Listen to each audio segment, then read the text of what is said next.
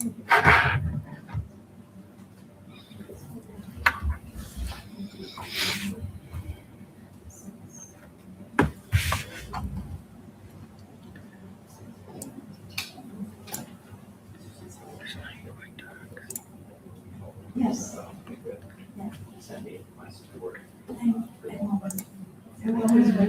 Yeah. Short. Yeah. Yeah. Covering it, if we had enough of it. Yeah. And it was after church, Steve.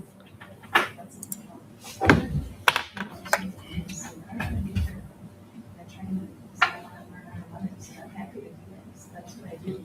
He volunteered to help with the, to come in and install it. The last people who installed it. I noticed it now more after it's the two different consultants. So then, like, talk to this.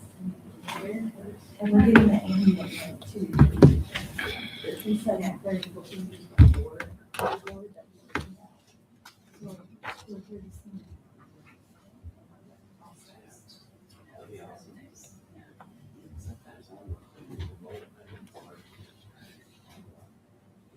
Yeah, so it'll be all integrated and. Yeah. Not for the early birds.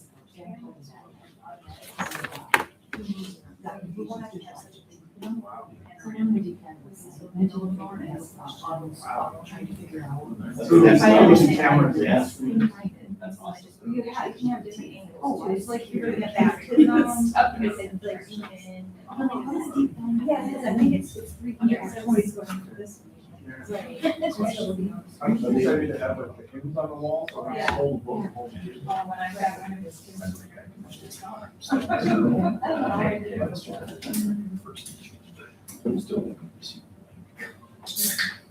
Years. That's what I'm saying.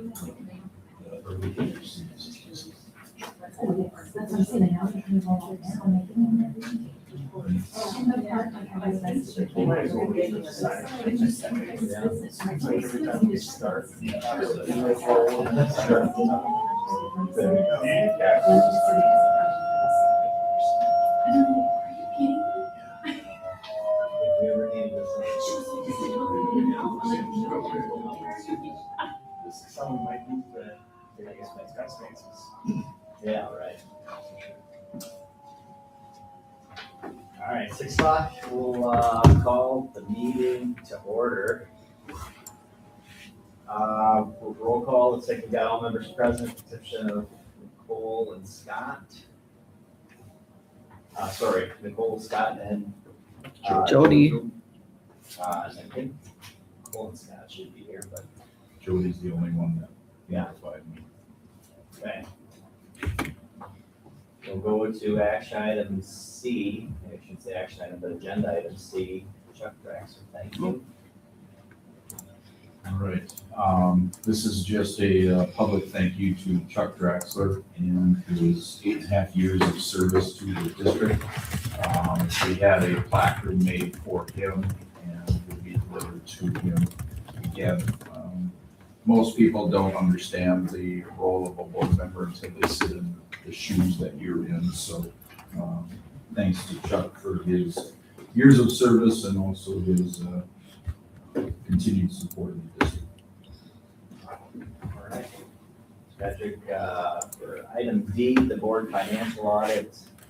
This month, we had Amy and Tony. Anything you want to share? Everything that I looked at looked like it was on the up and up. I had a couple of questions, and Deb was just awesome. She is a great asset. But yeah, everything that I looked at, I had a couple of questions about our language, our department, and some of our Amazon expenditure, and seemed to be displaying well. So, Amy? Yeah, I had probably 5 or 6 things that I looked at. One, like in the event food service, the lunch and catering, why was it, separated out? She made that very clear, catering is for like, our kind of thing versus lunch. The quad skating program, I was interested in what that was and what she explained that. And Holly Olson had that all listed out really nicely. Another thing, in our talking, this may be something to consider. We were just talking about like records and how they're, held and what's locked up and what's not. And she did mention that the, payroll stuff really isn't in a locked cabinet, it's just locked in the room. And I know like we have to have ours in safe, you know, for a small business, and we have to lock that stuff away for the social security numbers and stuff. Just something to think about, you know, toss around. Yeah, probably should do that. That's it, otherwise everything was good. Okay, well, thank you both for doing the financial up this month. For next month, we got Tony and Joey. Which will move us into item E, review of the 8,000 policies. I sent you a few of those, you have all responses, thank you very much for getting those in a timely manner. All looks very good to me. Any other questions, anybody have an 8,000 series? I just had a question on the 8900, the, what the fraud, just because, okay. It says that if the district administrator, you know, is suspected of something, that's supposed to go to the president. And that was followed and nothing happened. So maybe the policy, I don't know how else to go about that, but it was followed appropriately and president was, The only thing you need is that you didn't have the policy. okay. So I didn't look up the policy to see, but, Glenwood didn't have the policy. so is it something that we can, some Um, avenue? Well, again, this is basically straight from Neola, and I think in a typical situation, which our situation is not typical, so, I don't know if there's other things that you're looking for in terms of, Just an avenue, Yeah. because, The only thing I would add is under, I think it's maybe under our update tonight, policy update notification maybe, but, one of the avenues is then if the complainant suspects that the president is involved with the fraud, they should go to the vice president. And I don't know if that's in the fraud one as well, but, and then it also indicates that the president or the vice president, whoever the complaint is going to, that individual can then go to our legal counsel. and So I don't think those two might have been followed, but And especially the fact that we have policy, now you can go to the council and say, these are our district policies, you're bringing these up and you're not seeing a response, so that's at that point where the legal counsel has something to support, you know, whoever's bringing the info. okay, but that only works in things for staff, not for public, you know, public, you know what I mean? sure, Since you you're not can staff, go to the president. since you're not staff, I'm just saying, Yeah, with the. that would not have and worked in the this scenario. backlash in the,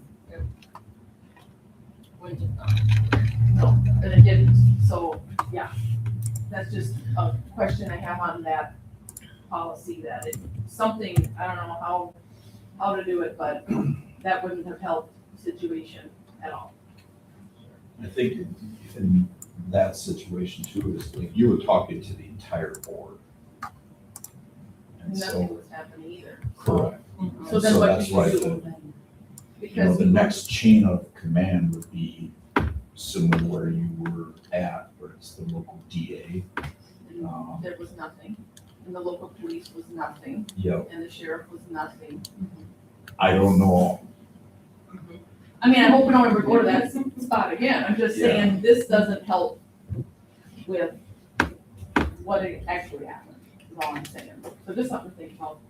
I don't know where else you would go based on the situation, because if you look at and how it happened, if someone else was sitting in that chair with some lack of knowledge, would we proceeded the way we did?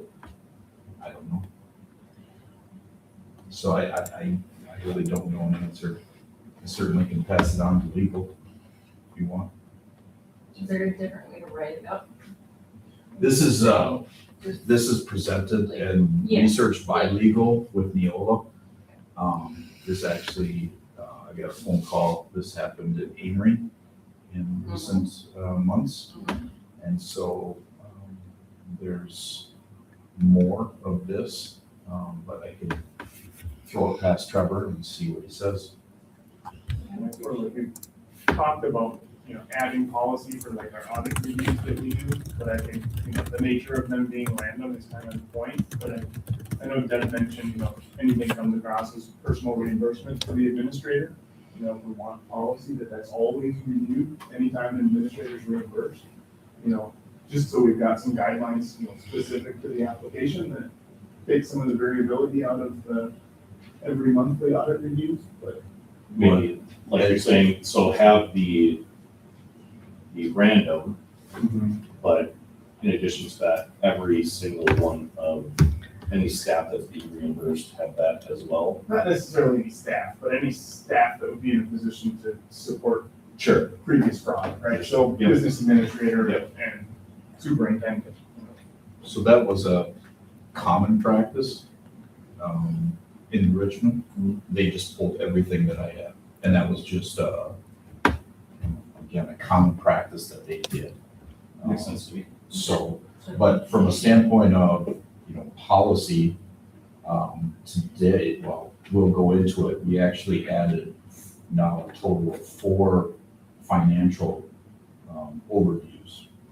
And so, based off meeting with Baird, we added in some others, which I'll explain when it gets there. So this is quite extensive in terms of, to your level, presenting the information, with what you add on the audit. That's why we do it.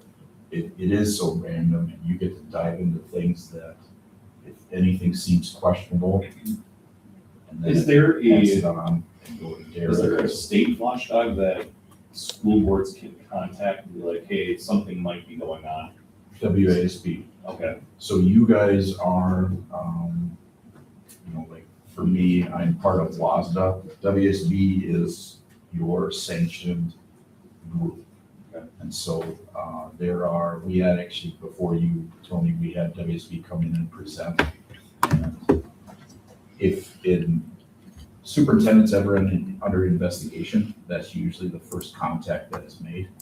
Or if there's a question that they don't really want it to become public just yet, WSB, and they're backed with a lawyer, one of the best, Bob Butler. So yeah, WSB would be and then they can kind of guide you from there. That's where we start. I contacted our WASB and I got so much pushback, negative feedback. Yeah. Unfortunately, it was Ellen Touchingham who is now taken over. And I,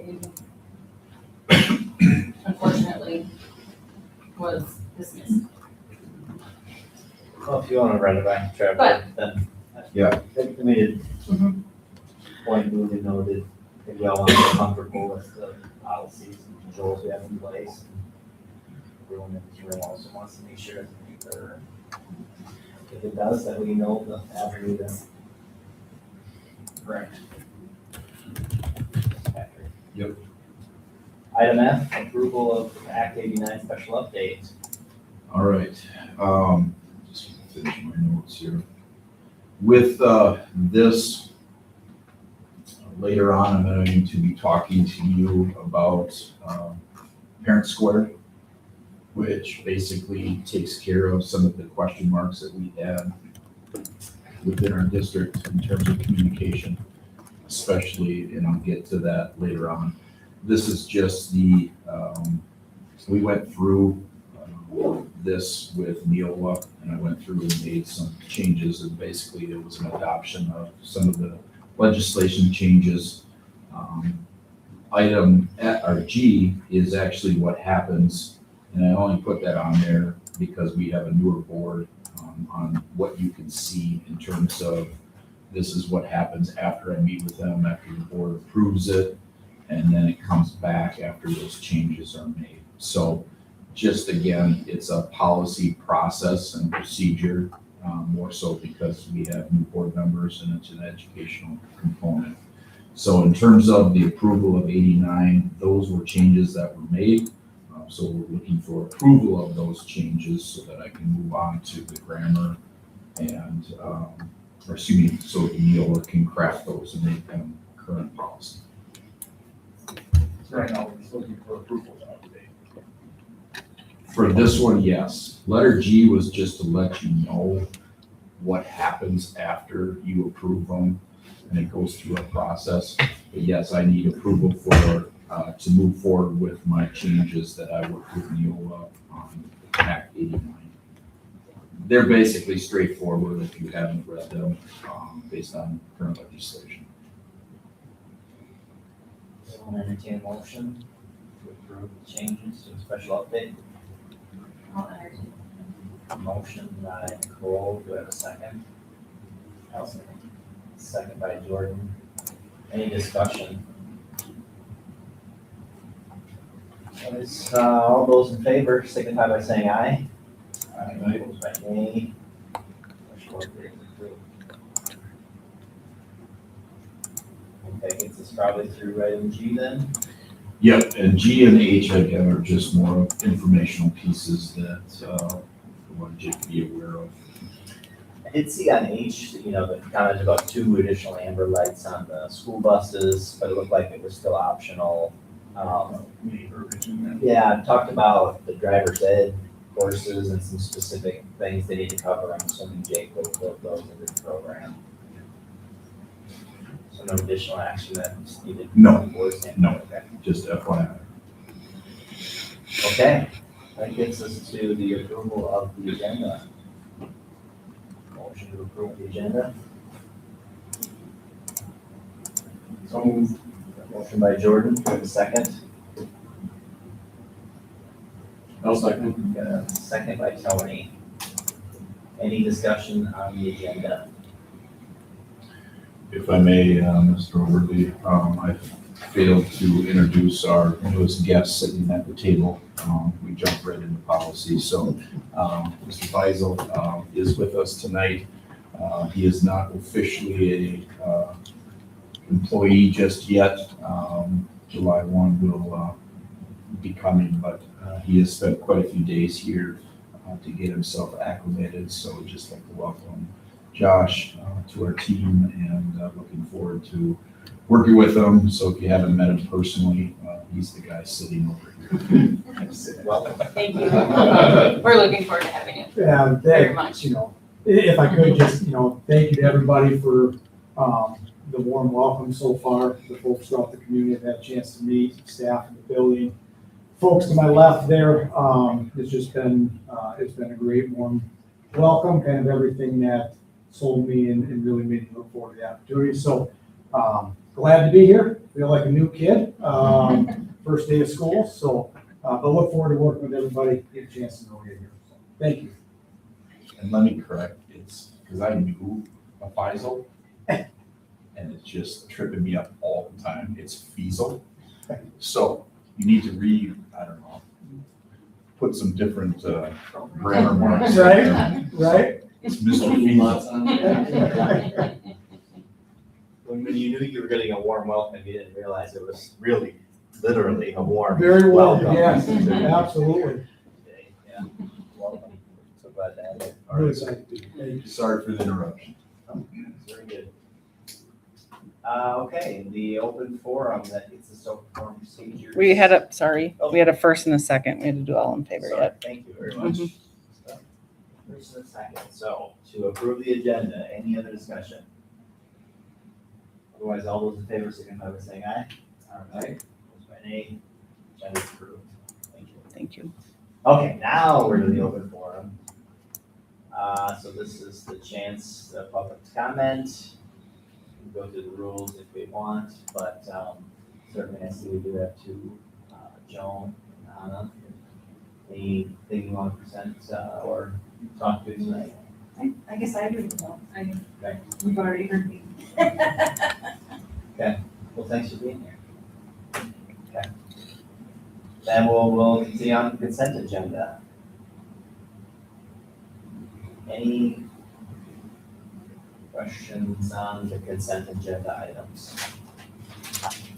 I'd just like to pull out a couple for your information, and I'm just gonna kind of go through the list. Okay. So after conversations with Baird, some of the changes you're gonna see financially, obviously the minutes are there as normal.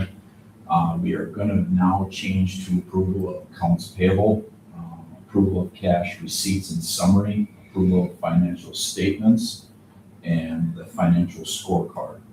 So again, for the public's information, but also the board, the only thing that really existed prior to myself was the financial statement.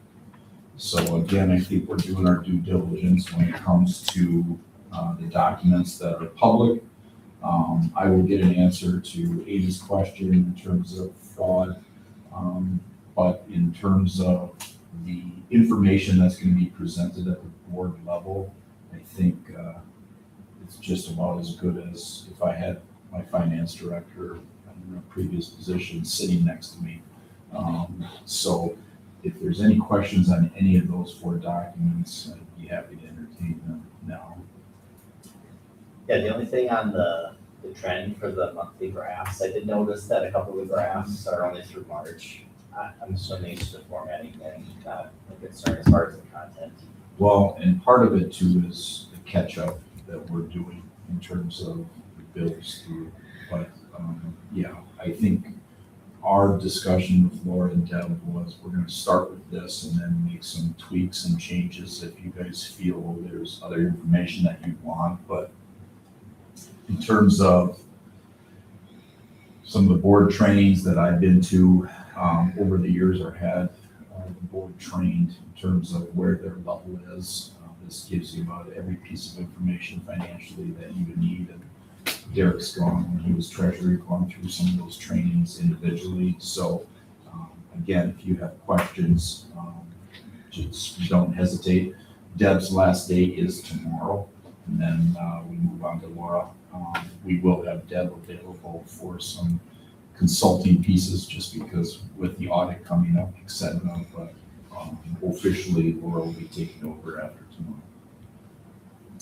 Yeah, maybe just on that note, the School Board Finance 101 is available out there electronically. It's 10 courses, very dry material, but there are nuggets in there that you can pull out. So if there's no questions, I'll just go on to letter J. Letter J, as we know, we had to postpone this meeting due to a technical difficulty with board docs, which I did. I am looking into alternatives, portals. Neola does not offer, to your question there. They're just moving into the policy piece, but board docs was sold. And that's why I think we're seeing some of these snags that are going on. We're not the only board meeting that had to postpone, but it is frustrating. Letter J is an addition to the original, and as I put in there, the final recommendation is coming Monday, so this is probably something that you have not seen because it just was added roughly about 4:30 today. And this was based on timing. And so the recommendation, the agenda wasn't changed, but the recommendation was not in there because of the interviews happening last Friday and then the last interview happening today. So please be aware of this recommendation from Jake and our volleyball coaches. If you go down the list, the other one is letter O, student accident insurance. Typically, I have this on the annual meeting, but based on trying to get every one of our services and contracts within the fiscal year of July 1 to June 30th, we're asking for approval tonight. So if that's something that caught someone's eye, that's the reasoning. hang time rent, is a legitimate, cost. But as I stated, this was an amount, and I have not had time to really dive into what that amount should really be. We haven't even touched Fund 80 the way that, we will be, based on all the other work that has had to take place. I do have a question on the Hilltopper hang time rent. Yep. Taking the information that I got from you for square footage in the building and all that, I mean, they're not set aside with their own utilities and all that. So they're utilizing all of the school's utilities, Correct. electric, all Yeah. that. And they're at about like 2.6% or 3% of the square footage of the building. Yep. I guess I would like to see the numbers, and I asked Deb, and I haven't gotten them yet.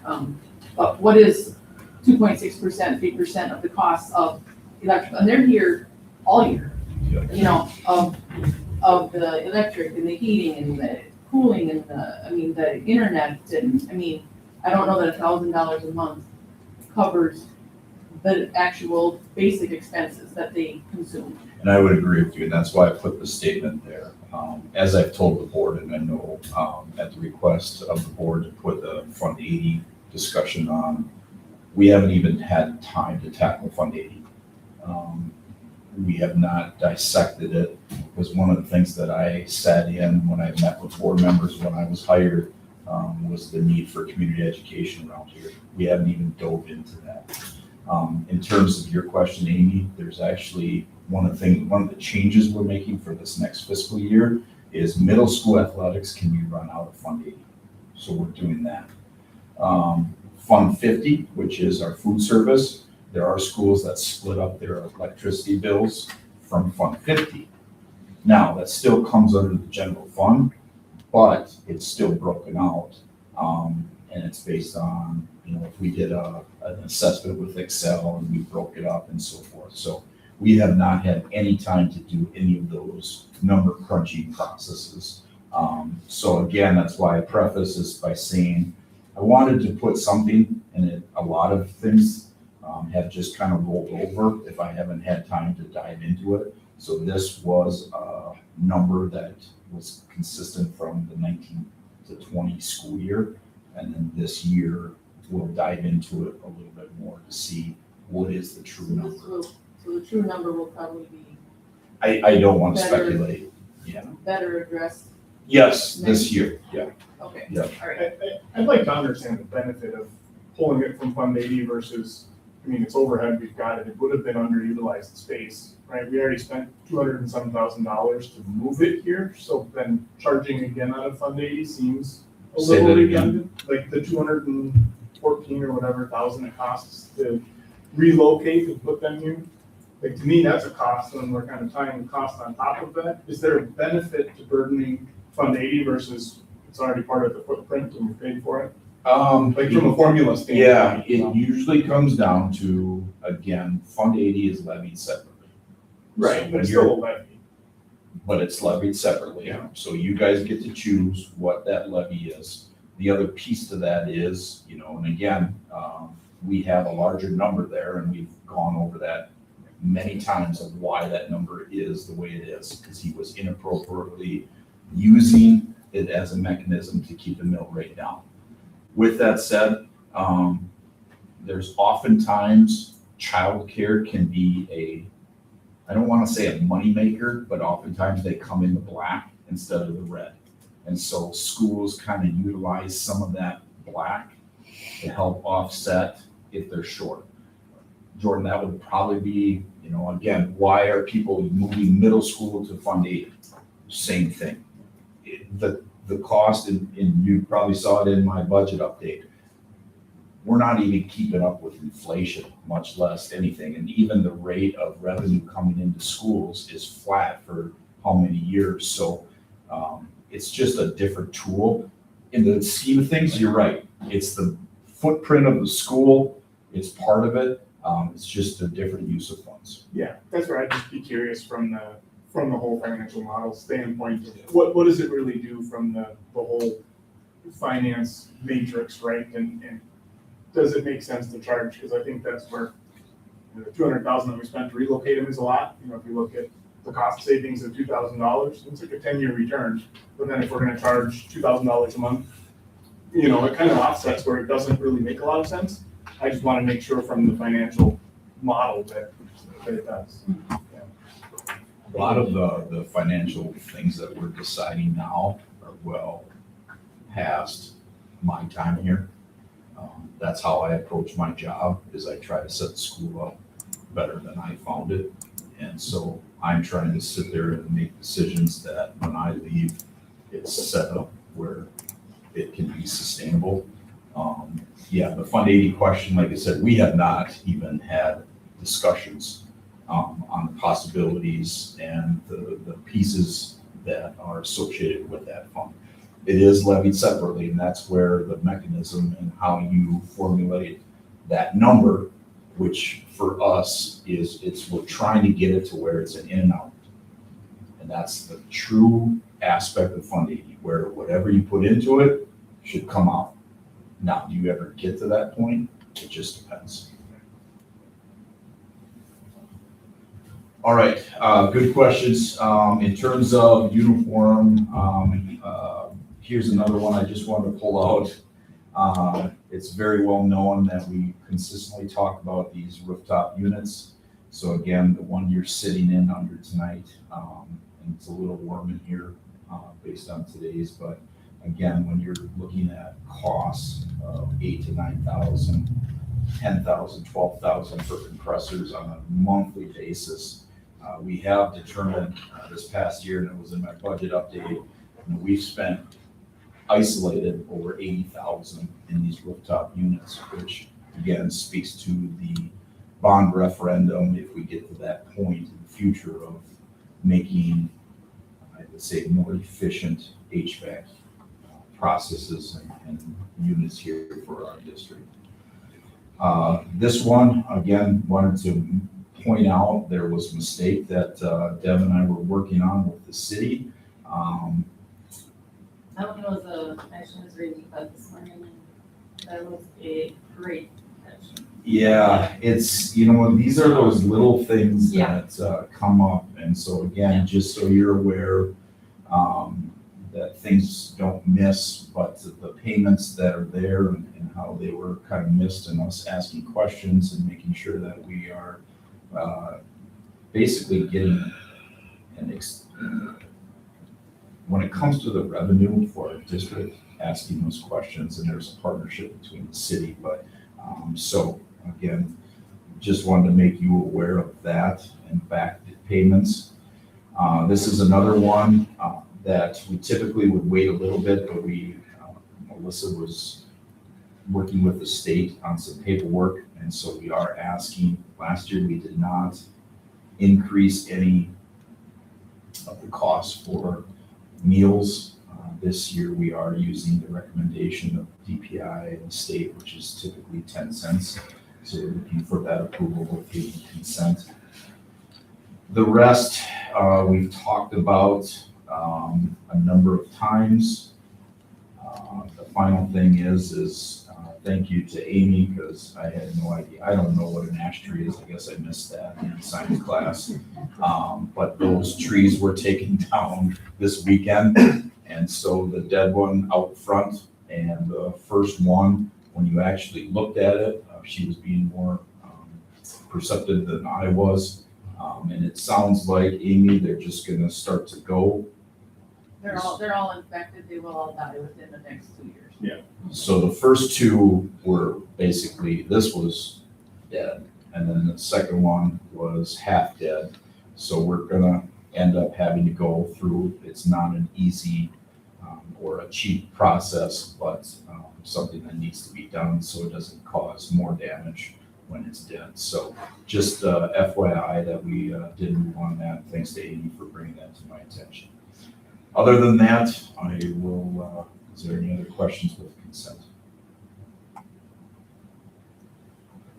The other one I had on the rooftop units, I was a little disappointed. They spent the first 4 lines on the invoice for 8 hours on each of the units for investigation. So that adds up quickly. mean, I know they were different things, but I'm assuming they're charging us for the time they leave the shop or time to get back. Which one are you? We go with the other, We do have a PM, so that's actually part of our PM, or second one. preventative maintenance. There it is, yeah. so Yep. it's, So this actually, we are not approving this quote. This is still in our, the only approval, I only put that in there, is based on this compressor, and I should have verified that. We're not doing the 24. This was after a PM. This is their suggestion of what they think we should investigate further. And actually, Tim and I talked through with their general manager, and again, half these things don't need to take place, or we can do them ourselves. So that's my mistake there. well, that sounds much better. Yeah, the only one that we had to get fixed was this one. The PM one is just an FYI to say, hey, this is what we suggest, and we said, yeah, no thanks. I do have a question. As far as all the RTUs, is there a time when we're gonna actually have to have them look at these? Because if they're saying it takes them 8 hours to look at one unit, that is absolutely, Yeah, and that's, when we questioned that, they just said, that's just their typical response to people, is they put 8. if they were to say 8 hours for all It's 3 or time. 4 units, Yeah, it is, it's Yeah. based on time. They just put that in as far as his quote. 'Cause okay, we thought the same thing. It's like, okay, you're not very good at your job. right, This is what takes, and they're like, no, we put the max so you can see, but we only charge you for time okay. and effort based on each one. So again, the preventative maintenance overall bill that we use and we get for quarterly or a quarterly check-in, we already pay for that. This is what they have found. And again, Tim and I are going through this to say, okay, we can do a variety of these things ourselves. Okay, any other questions? Otherwise, we'll look for a motion to approve the consent agenda. I'll move. Motion by Tony, do you have a second? Got a second by Amy. Any other questions? So all those in favor signify by saying aye. Aye. Opposed by nay. Consent agenda is approved. Administrative reports, item A. Ms. Bates. I have some fun pictures from summer Hilltopper Hang Time Fun. And this also includes the Tiny Toppers. First, by saying they're, or in Tiny Tots, excuse me. Tiny Tots, they have 26 registrations. Hilltopper Hang Time, 85 registrations. So each week they have the ice cream truck. Some of their first field trips were Glen Hills, Mary Park, and the Sustainable Safari came to visit here at school. There was a baby kangaroo, and they had 4 other animals. I believe it was like, it looked like a tiny itty bitty alligator. It wasn't alligator. it was the most adorable thing ever, but I wasn't getting that close because the kids were just enjoying it, and I didn't want to take away anything, but they had quite a crowd. It was nice. The kids, it was amazing. They were so well behaved. They were quiet when they needed to be quiet. They were excited in a very respectful manner because they had to be with the animals around. It was a very enjoyable time for them. And some of the field trips and activities they have coming up besides crafts and learning and water fun days are the Eau Claire Children's Museum, Destination Playground, Woodville Splash Pad, and just a lot of great times for the kids to keep them entertained and cool. I know they were only able to get outside for about 45 minutes today because of the heat. So they were entertaining themselves otherwise today in the building. The next item, I do have our EL, so our English Learner Access results here. So if you are not sure what the access is, it's for our English learner students. And I actually had to remind myself, it's the assessing comprehension and communication for English, state to state.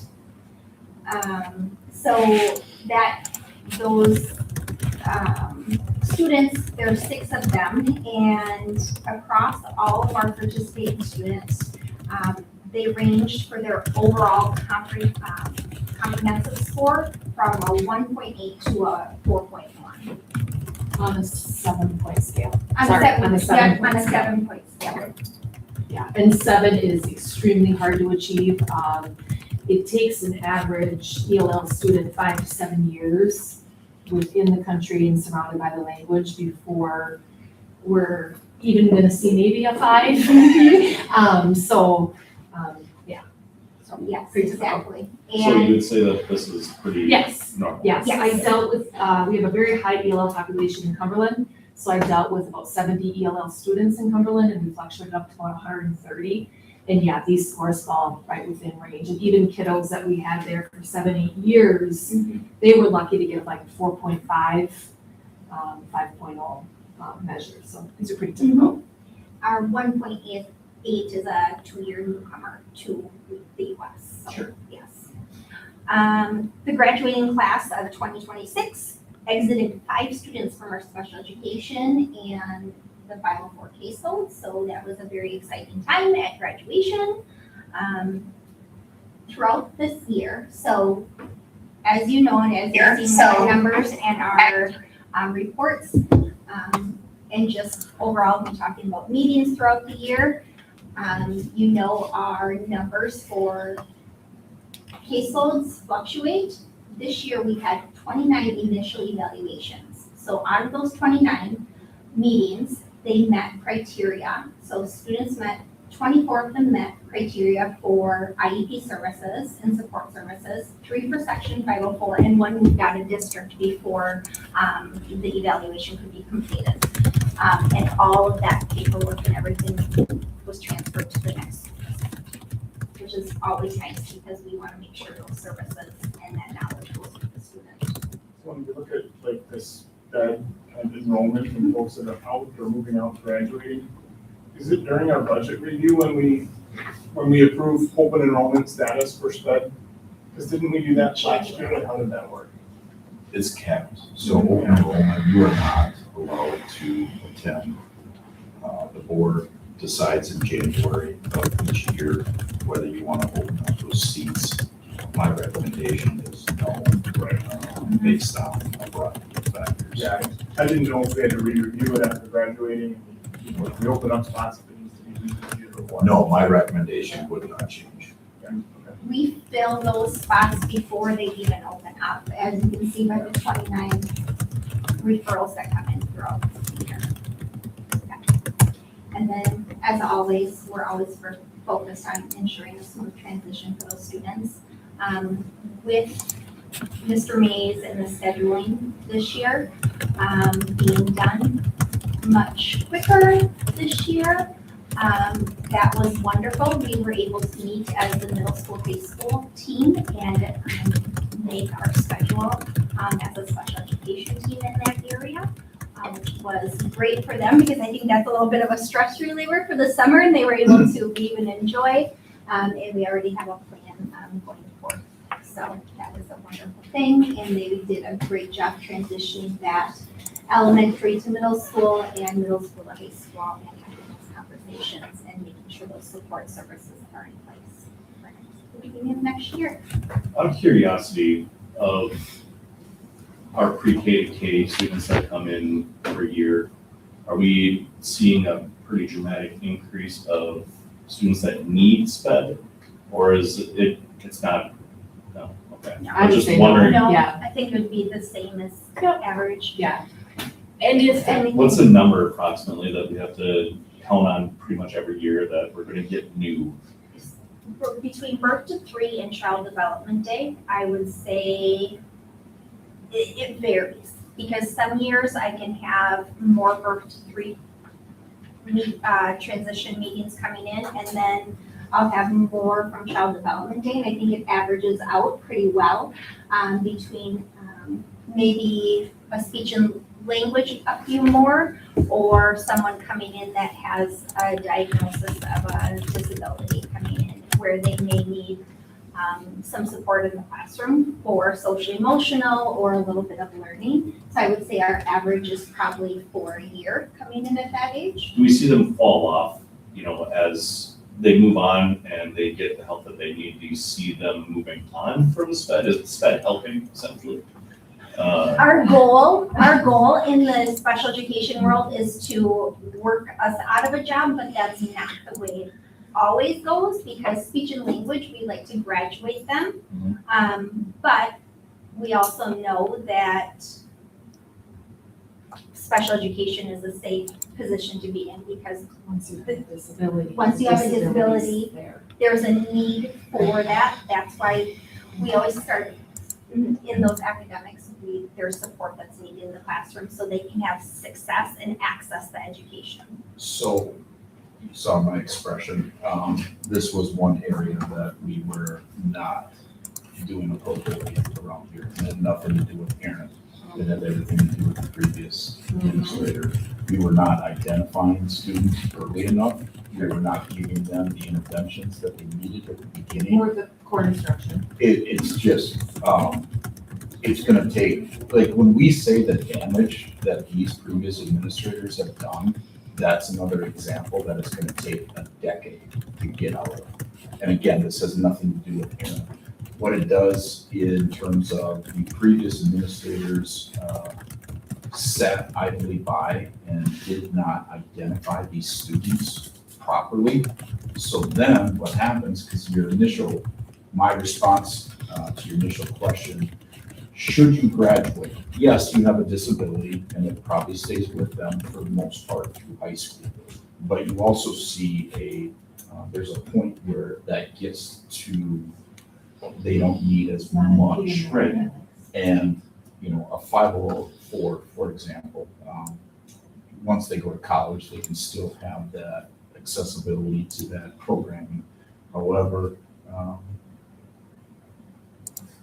there's so much more that I could go into details, but we have really tried to readjust, and Jamie and Aaron they've done a lot of work in terms of, especially at the lower level. Marcy was part of that too. She had a special ed background where she had some interesting pieces to that puzzle. She was recognizing at the high school because, again, these students were not getting the help at the lower levels that they should. So, and I don't know. Yeah, can I just go Yeah. quickly off of that? I won't take too much time. So the RTI process that we talked about, the academic side, that we've implemented, this will be going on year 3 now. So that helps build that to make sure that they have the core instruction that they're needing. And if they're not succeeding at the core instruction, typically first grade, second grade, then we start looking at intense interventions, making sure that, okay, what pieces are we missing? That process typically takes about a year for those students to have those intense interventions. And then if they're not making progress in that, then we go to a special education referral at the end of that. So the way it's been, like this year, I've had to play catch up the last couple of years because we had some 4th and 5th graders who should have been identified a lot earlier. Sure. So I've been having to play catch up because I've put them through the process. So typically, we meet 3 times a year on those interventions, and typically at the end of those rotations, I typically have about 2 to 3 kids that I refer for special education services that I feel confidently, okay, they've had the core instruction, they've had the interventions, and I'm still not seeing what we need, so let's take a look. So in addition to the early childhood stuff, through my process, it's about 2 to 3 per rotation, so 6 to 8 typically. And some of those kiddos did qualify for a 504 this year.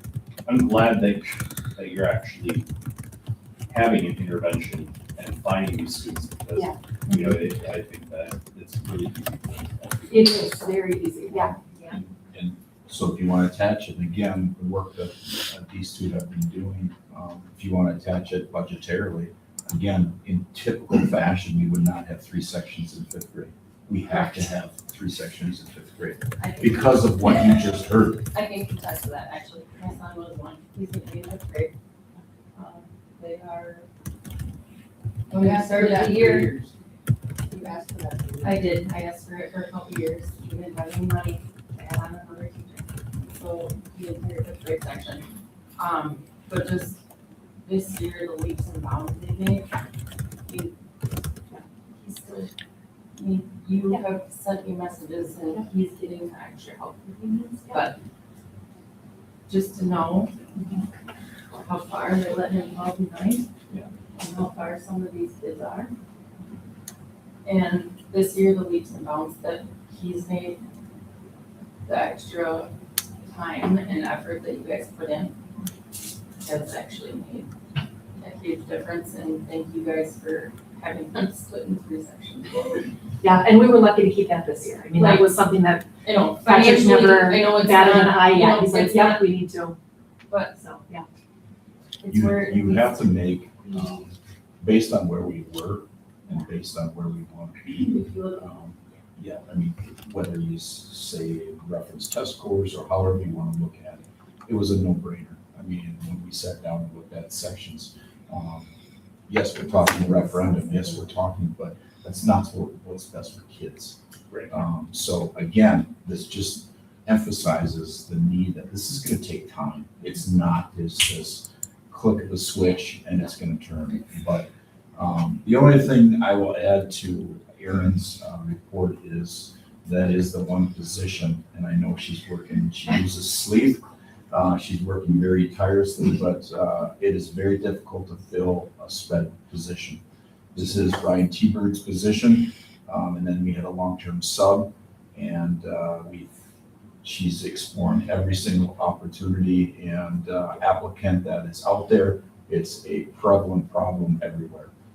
People do not want to go into special education.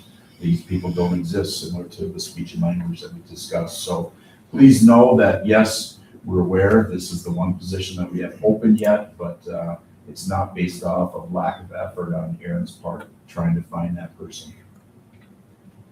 Anything else here? I think I'm good. Thank you. Okay. All right, so I'm up. So summer school update. I do not have fancy pictures. If you want to see pictures, we've been trying to post them on social media. I'm coming. So I don't have any pictures for you guys.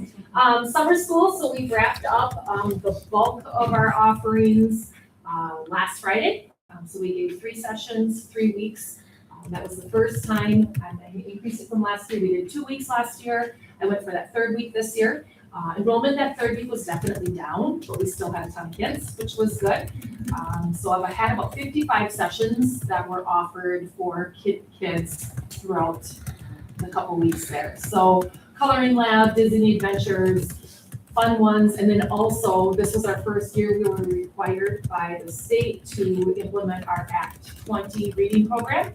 So we had, I think, 48 kids signed up for that, which was awesome. So I ran that the same way we do like our pull-out services during the school year, where they would just be signed up. Most of them were signed up for classes, and then we just quick pull them from the class, give them their services, get them back to class. It worked really well with that. So I'm very pleased. This was also the first year that we tried to offer transportation to increase enrollment. So we did have some students partake in that, not as many as I had hoped. So I'm gonna kind of push that a little bit more.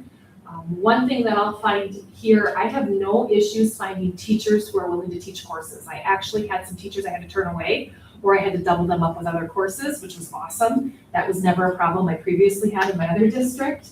So that's a good thing. So my next biggest thing is increasing those students. How can we get more kids to sign up? Why aren't they signing up? Is it because it's a half day? That type of stuff. I did talk to all my teaching staff that did classes this summer, and I said to them, we're talking about, okay, how can we increase enrollment for next year? And some of them had brought up, maybe it's because it's half days and then it's too hard. What do we do with our kids? Even though a lot of them go to hang time, where do they go? And so I said, well, yeah, but are you guys gonna wanna teach in the afternoons? They're like, absolutely. So I was like, okay, that surprises me, because again, previously all the staff in the previous district wanted to be done at noon, but they're like, no, we would definitely teach afternoon sessions. So I'm just kind of trying to look for creative ways to increase that next year. I'm gonna be reaching out to parents. I'm hoping at open house and just kind of like, hey, did your kid go to summer school? If they say no, okay, why not? How can I get them here? So anyway, I thought it went very, very well this year, much better than last year, my first year. It's gone well. So kindergarten graduation, we had 43 students graduate kindergarten this year. We were able to kind of be creative and incorporate some senior activities, our 12th graders with our littles. which was a lot of fun. One other thing that I did implement new this year was a switch day, meet the teacher. And that was a huge, huge success for the teachers really enjoyed it and the kids.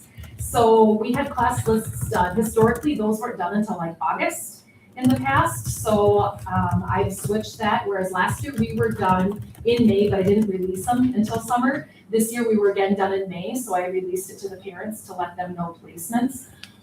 I think I've talked in the past that we use Class Creator to start organizing those kids and placing those kids according to everything. But, so we did get those out to parents, and then what that allowed us to do on the second to last day of school is they went and met their next year's teacher. It was a quick 15 minutes, but they absolutely loved it.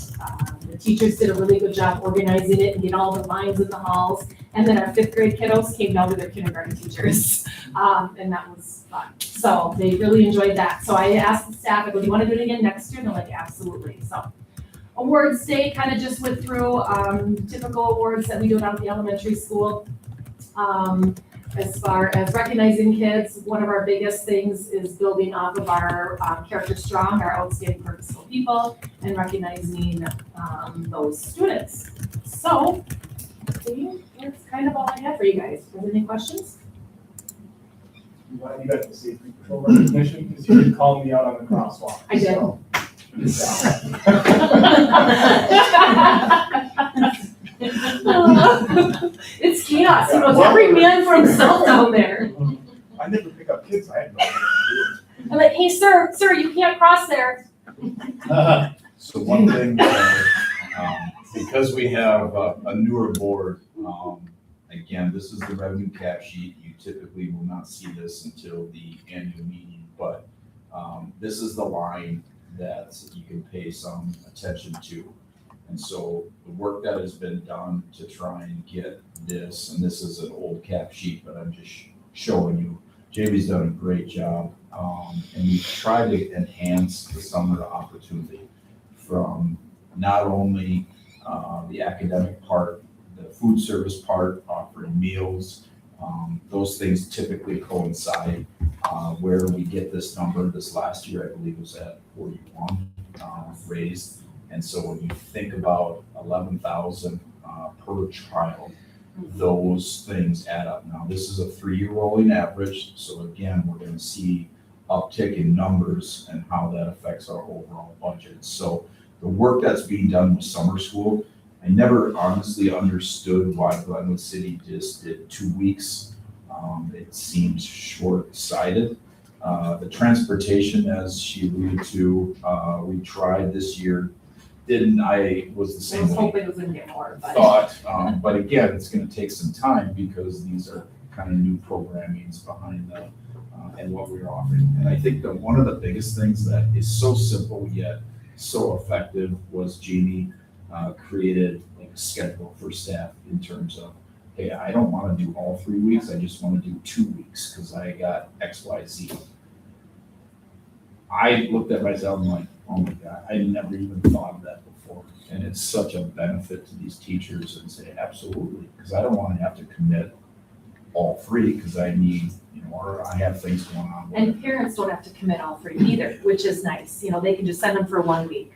Or even some of them said, I can only send them 3 days the second week. Great, send them 3 days the second week. I don't care. You know, they're here, so. So it's gone really smooth.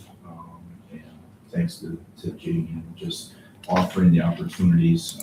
I'm going to share a report from Melissa, but overall, again, I think we continue to build some of this programming and it's going to help us in the future. I think the half day is one of the things that is definitely, that was what we were questioning. So, Okay, yeah, instead of a full day? yeah, full Gotcha. day would be Okay, way easier. yeah, because they don't have that midday Mhm. issue then. To Jamie's point, in most districts, You couldn't get staff, you could Yeah. get Right. staff. but here they're completely the opposite. And we even talked about still next year running it like with our classes that we did in the morning, just like we did with those different, 55 offerings that we had. And then the afternoon, kind of like how they do outdoor adventures for grades 5 through 8. How do we do that in a smaller scale? Mhm. And do different trips or different things like that. What would the afternoon, how could that look different and different things? So yeah, like I said, I was really pleased when the staff said, no, I do I a had full asked her day. twice, I said, are you sure? Yeah, and I'm like, yes, I gotta eat them there, that's it. Because it does, I mean, let's just call it what it is, it's free daycare. Right. And Yeah. so, Yeah. I think when you, and sometimes districts, they have the academic portions in the morning, and then there's sports and camps and things in the afternoon. And then you sandwich that in between lunch, you basically have what a daycare could offer, with really good supervision, et cetera. So, again, we kind of continue to monitor and look at the data and tweak it and look to improve it, but kudos to Ms. Shaver. Good job. All right, I'm not gonna do this justice, so, Josh, please take notes to not do it like me, so. There's nothing there, 'cause I was focusing on my stuff, but I did want to, touch Let's blame it base on on a Richie, couple Richie was things. supposed to turn it in you, he I was didn't. gonna say, it's yours. No, there's a couple things in terms of our high school, and one of the things that really sticks out is just what Dr. Curtis and Mr. Nargis did for our district. And again, we've kind of gone through that process and pomp and circumstance with those two, but did a great job, and looking forward to Josh's leadership and taking off on that. Graduation, you guys were a part of, very well done. And again, we're just trying to create a professional operation, I would say. And so looking forward to having those conversations with Josh and continuing some of those things that we started. So I don't have pictures. I did want to, when you look at the celebrations, I think it speaks volumes. And again, I'm not going to click on them, but when you look at the celebrations that really talk volumes in terms of what at the high school, elementary, just in our district as a whole. So I'm gonna attach these two together or tie them together, and that's my presentation for tonight. And thankfully, I get to pass it over to Josh and do a much better job than I do. Can I jump in? Yeah, absolutely. Yeah, just a couple things that I just want to highlight, just to a few of the days that I've been down here that I think are really important. I really want to recognize Tracy and Samantha in the front office. Their leadership, professionalism during a time of transition has really just been top notch, first class. They go above and beyond their self-starters. And so really publicly just want to acknowledge their efforts. This transition has been a lot smoother due to their work. Dr. Curtis, Mr. Nargis, I've had an opportunity to talk with both of them numerous times over the last few months, but I think the strong and committed work that they did over this last year has really created an environment in the middle school and high school where it is a build from their school, not a we need to start at square one school. And so together, those two and the work they did with staff really just had a heck of a year, and it really probably can't thank them enough for their work. You heard a little bit about staff. Our general education teaching positions are fully staffed, so now the process turns to, how do we onboard, how do we support, how do we help develop new people to our district, right? So that, we continue to get the best people in front of our kids day in and day out, who then also want to make Glenwood City a spot where it becomes their home year after year. And so we're working on that with the team to the left, and, Dr. Curtis is a big part of that. And just a highlight, I think, of just for the board to know is in many of those positions, we had a really strong number of applicants for the positions. And so, and I think the quality of the applicants, we left a couple of those interviews and feedback, just really excited about the talent and skills of the people that spent some time with us during the interview. So, good numbers there. And then lastly, I think just a really special thank you to Mr. Mays for his work with the master schedule. One of the most difficult jobs a counselor has each year is the establishment of the schedule and getting all of those pieces to fit. And so it is critical that it's in place before the end of the school. So he did a wonderful job there, getting feedback, working collaboratively with staff, and was able to accomplish the goal there. Just two quick items to note, at least from my standpoint, lunch is now more appropriately placed within the schedule. Middle school kids leave from 11:42 to 12:12, and high school kids leave from 12:31 to 1:05. So a much more appropriately placed, lunch period there. And then we'll still have top hour at the end of the day, and be able to build that. So just a couple things early on from my seat that stood out. So thank you. See, your job is to hire people. Yeah, better than you're me. right, Patrick, you did do a lot You better job. yeah, you just bailed me out. I do want to bring this to your attention. I did have Melissa just give me an update in terms of what we're doing at the lunch program. So between 120 and 150 students for breakfast, 170 during the first session. So again, when you talk about not only, I think the most important thing is getting food into the bellies of these students and giving them access to it is really key. Yes, from a financial standpoint and reimbursement and so forth, but Alyssa's doing a great job, and we're trying to institute this to be more of just consistent, so kids know that they don't have an empty cabinet. They can come here and get fed. So kudos to everyone working on this. In terms of the pictures, yeah, just these are all pictures I'm sure most of you have seen, but from the standpoint of we have a lot to celebrate, a lot of successful things that happened towards the end of the year, or just in the month of May and June. Other than that, one thing that I have always felt is important for the board to see, especially when we talk curriculum.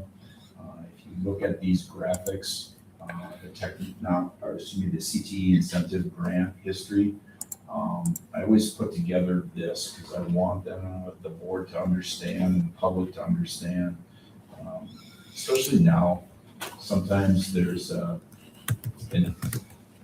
pressure that's put on students in terms of I gotta go to a 4-year post-secondary. Some of these certificates do go on that path, others of them do not, but some of the skills that are basically learned through this opportunity. Sarah Johnson has done a great job. You can see that she was the advisor starting in 23, and you can see the increase. Yes, there's a financial piece, but it's much more than that. It's just giving these kids an opportunity and exposure to different opportunities of what do I want to do when I move here. So I think these numbers speak volumes in terms of getting our kids out there and exposed to these types of opportunities. If you want to learn more about that, I put the grant information and so forth in there, but again, I always want to make sure the board is aware of, we continue to build. I did get confirmation because it's always a year behind. She submitted 19 for this coming year. So again, you're continuing seeing an uptick in this. And again, there is an allocation that's dependent upon how many students go into this program throughout the state of Wisconsin. And that's not the number I would focus on. The number I would focus on is, each one of these kids as a student is getting exposed to some of these work environments that they typically wouldn't. So I appreciate the partnership with some of our businesses, local and outside, to give these opportunities to our kids. So. Do you think a lot of that comes out of, in the consent agenda, there was the ACB and E3 kind of plan and programming? Do you think a lot of that is what's driving some of this improvement? I think it's a variety of things. I think it's, there's, in terms of, and I can only speak to since I've been here, I think it's an emphasis of Jared Key, having Jared Key, we just created that position, and for so long it was left, there wasn't any other. So I think there's some exposure.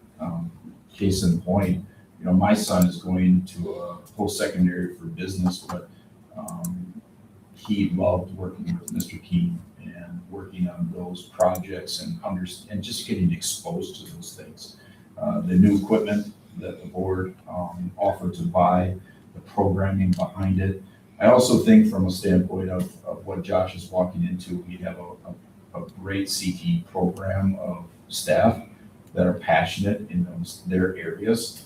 And the fact that, some of them are turning away students speaks volumes, because that's what we ask of those staff.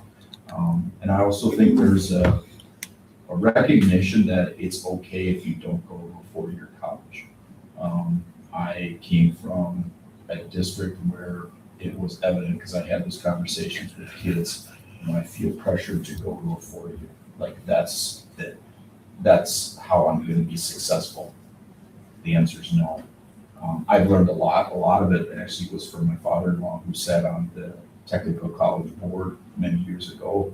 He actually exposed me to a lot more information on what a 2-year.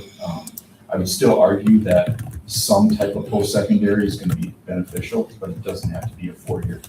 You can be just as successful in terms of do something that you are passionate about, whether it's apprenticeships and so forth. So when we have the signing day, we have every senior talk about where they're going to go. There should be a level of pride. I'm going here to do this, whether it's a locomotive engineer or the number of things that the kids outlined this year. It's exciting to sit back and hear some of the things that they dream about and want to do. So I think, Jordan, there's a lot that goes into it. It's just not one thing. But excited to see where the CT area continues to take us. All right. Other than that, that is it for administrative reports. This is item A, the business actions. All right. Some of these, I'm just going to give you a brief overview. The first one is just the acceptance of the IRS. This is pretty complicated. Deb and I spent a lot of time with meetings, and so I just wanted to make sure that the board understands how this affects the district and what it did in terms of restitution. This is above and beyond the restitution, and so we will be seeing these credits. And in my budget update, I outlined it there in terms of if I look at the area revenue surpluses. So when you see that number, some of those are not typical of an annual budget review, but this is one of the bigger reasons why. Is there any questions on the overages and what the district receives? So if you do get approached, which I often get asked more so, how did you do in restitution? That's typically the question that I get. And so just so you're understanding this extra, right now, I think we're at 58,000 since the trial. That is added on to what the court ordered restitution was. Yeah, I know we were copied on, I think, a couple of emails from the WRS contacts, but a lot of good work from Deb. I also appreciate the work to get this calculated, and it looked like quite a burdensome task. So thank you for. Yeah, just looking for acceptance of those funds. A motion to accept? So moved. Motion by Nicole, do we have a second? Second by Jordan, any discussion? Was all those in favor of the acceptance of the IRS, CTF, IRS overpayment credit, signify by saying aye. Aye. Opposed by nay. The overpayment credit is accepted. Item B, spring 2026 Glenwood City Survey. So we already discussed this at our work session, so I just wanted to put it out there at a regular, again, getting this information out to the public. So nothing we have to do, nothing has changed. You guys have seen this information. If I can go on to letter C, Basically, that's the packet that you see in front of you. So I'm gonna just click on that. After quite a few meetings, if you look at the attachments, these are the things that you saw at your work session. We've had 6 board meetings in basically a month, so I think the information we've talked about quite a bit. From the CEAS 11 referendum to the Wisconsin history, the results from this past spring, the survey, Glenwood City history of referendum, our Fund 38 to 39, future election dates, the Baird analytics that we'll talk about, scenarios, and so forth. So if you look at the referendum summary, the handout that I gave you.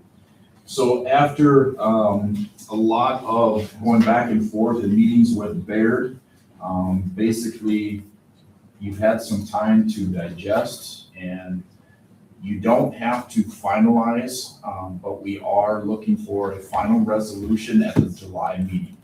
So that will basically give you 1 month to really start to decide. In this packet, I outlined the referendum duration and again, my recommendation based on all the data points, meeting with Baird, financially looking at where our district is. I would say hypothetically thinking about where we, what would pass and what would not. And again, I can't be I wish I could be more direct and pinpoint that, but I'm making some assumptions. Debt management, defeasance, I want to make sure that you understood that term. Fund 39, and again, I don't know if you guys have had time to kind of outline this. This is the recommended strategy that Baird and myself came up with.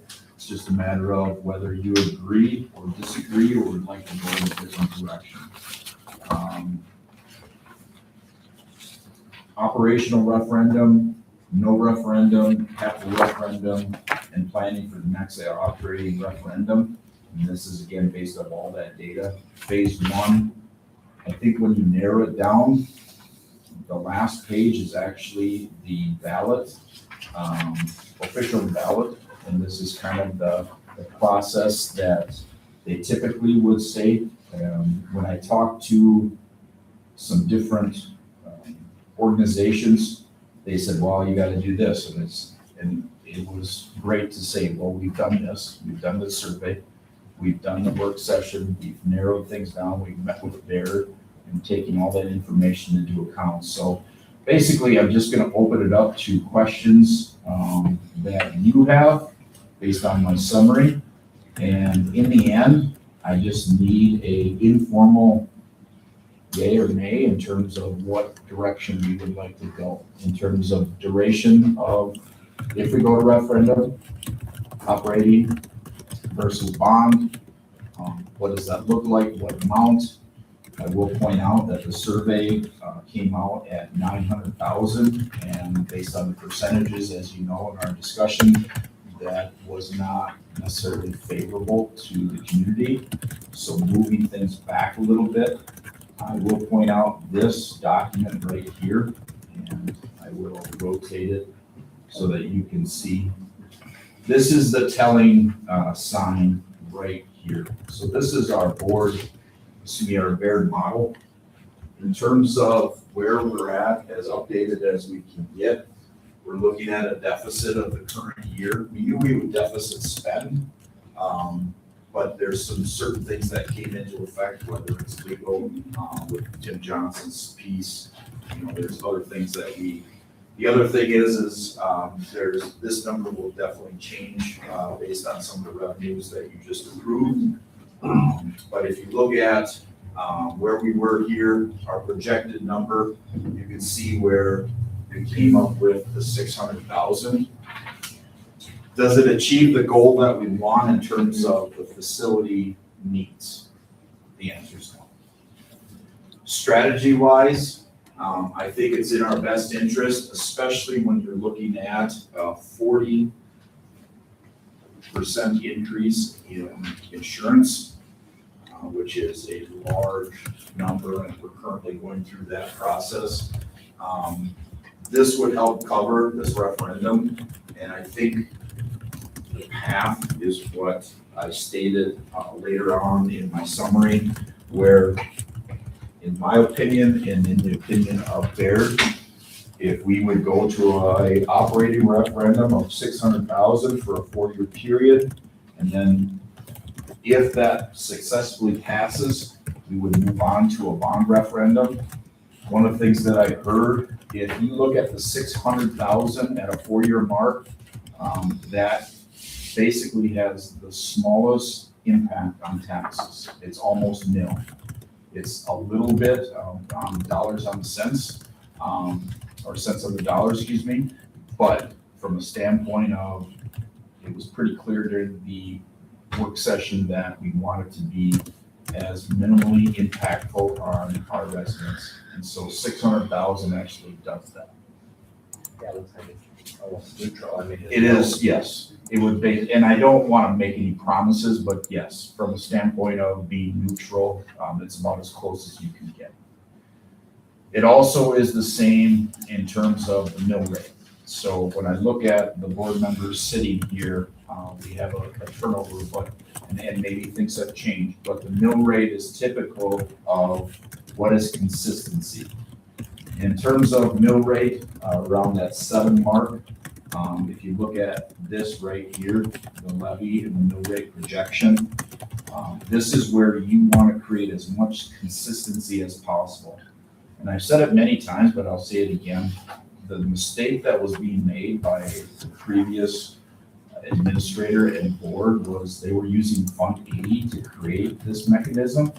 And what they should have been using is Fund 38 and 39 being off debt. And that was a huge, and that's why you see a surplus in the Fund 80 level that you can barely do much with it. Now, again, we haven't had those discussions yet, but when I talk about the 40+% of insurance increase, we can't use those funds for that. Instead, we should have had less debt, and Fund 38 should not even exist. That should have been paid off if they were doing things correctly. So with that said, like I said, I could talk for hours on this, and my administrators referenced that this year. So I will just open it up to questions, and if I can clarify it, please let me know. Amy actually had a question about the Fund 10 revenues on this page right here specifically. Okay. The large difference as it moves on, it just seems like it's the revenues and expenditures seems to be a widening gap, and it doesn't seem to be following any kind of percentage. I don't get it, is what I'm trying to say. So that's actually a great point, Tony. This is the problem with the Wisconsin school funding formula. If you look at the Fund 10 revenues, there's no way that you can overcome, and it's not even close to, again, inflation, much less anything else. When you have, and you're capped at revenue, at some point, which districts are, and that's why 80% of districts go to a referendum, is they can't make these numbers right here in the red match up. Why? Because this number keeps going up, and we all know, and it's up even further based on where our commodities, construction, etc. are. But when you see this revenue and you see the very minimal increase, at some point, you have to make ends meet, and that's where the referendum inserts itself into the formula. Where are we getting for 2030, 2031 for expenditures? Where are we getting the 11 million? Well, it's a little bit harder because these are all projections. Right. And one of the things you have to be cognizant of is these 2 years are biennial budget. So we know that in 27, 28, 28, 29, we are going to have another legislative session where they'll bicker and fight and talk about and not agree on what they can offer for public education. So those are guesses. Now, Baird has a system and a formula.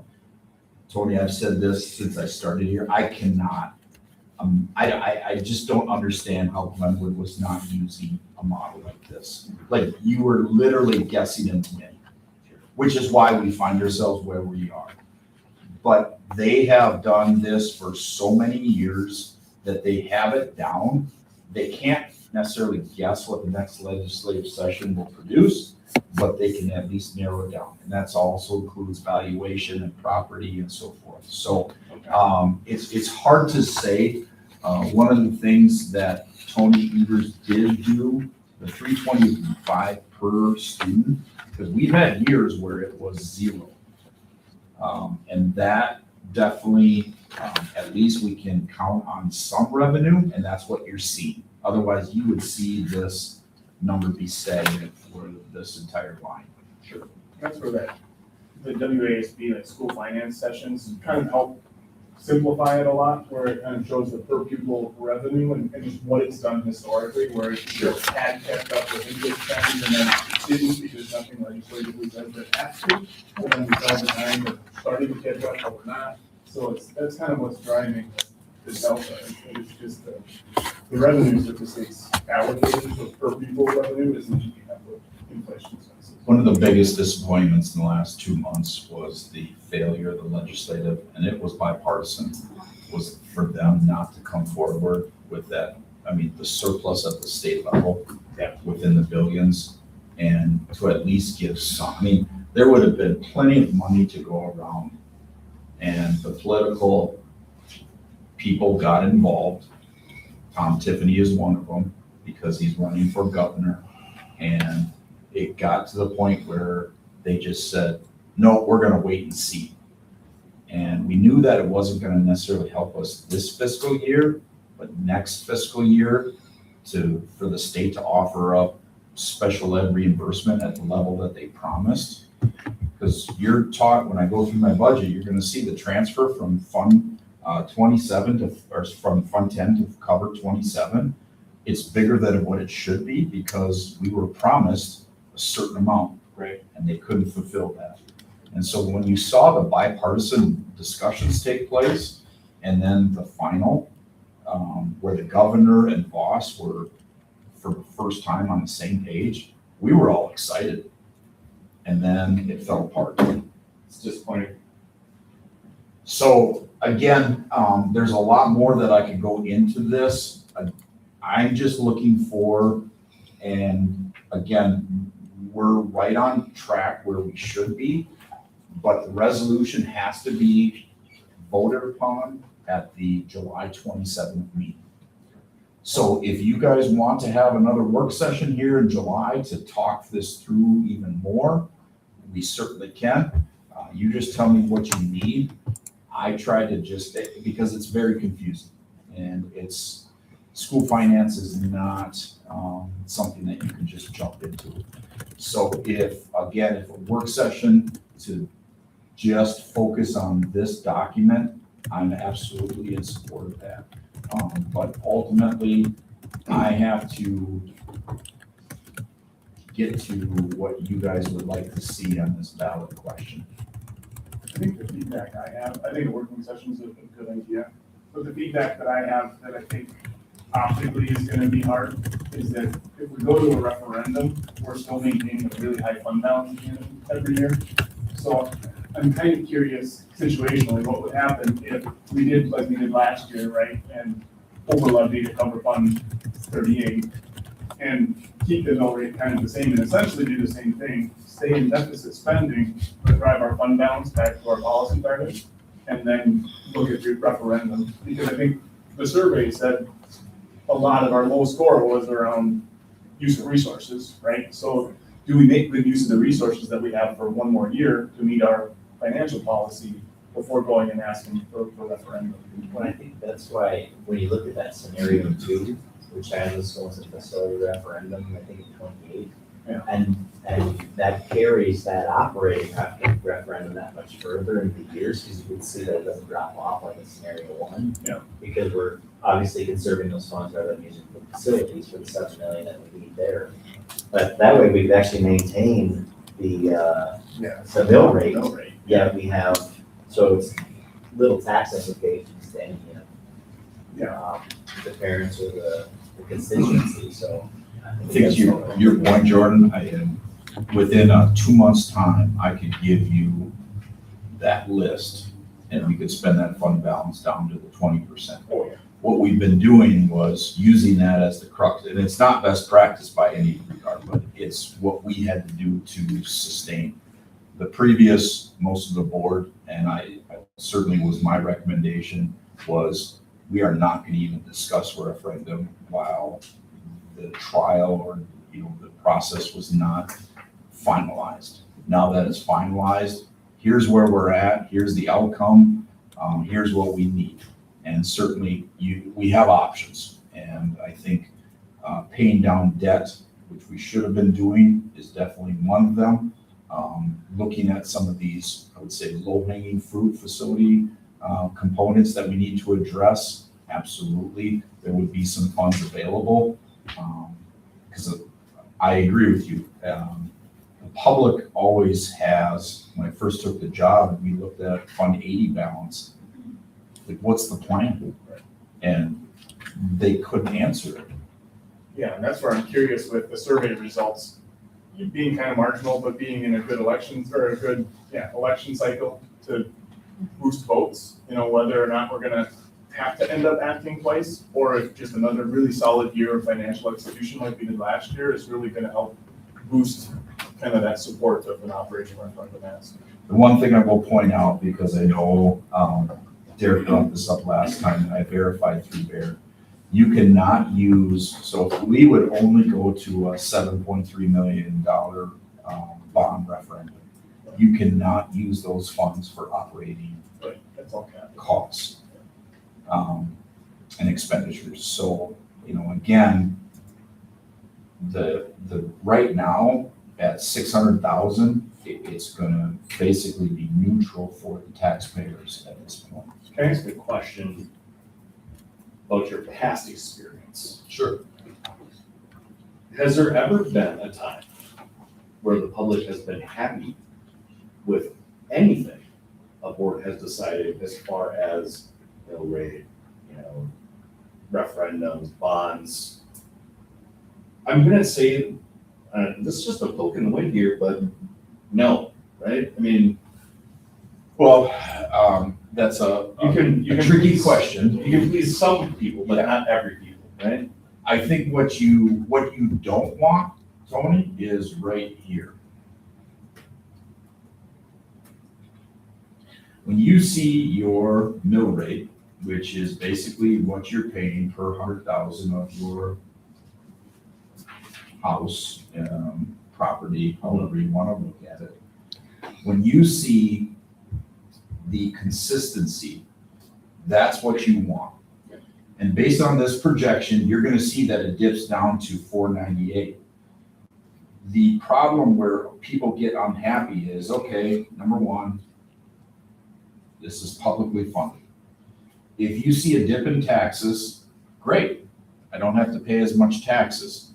But if you come back the next year because you need more just to sustain your operation or just keep your school doors open, that's when people get pissed. Right.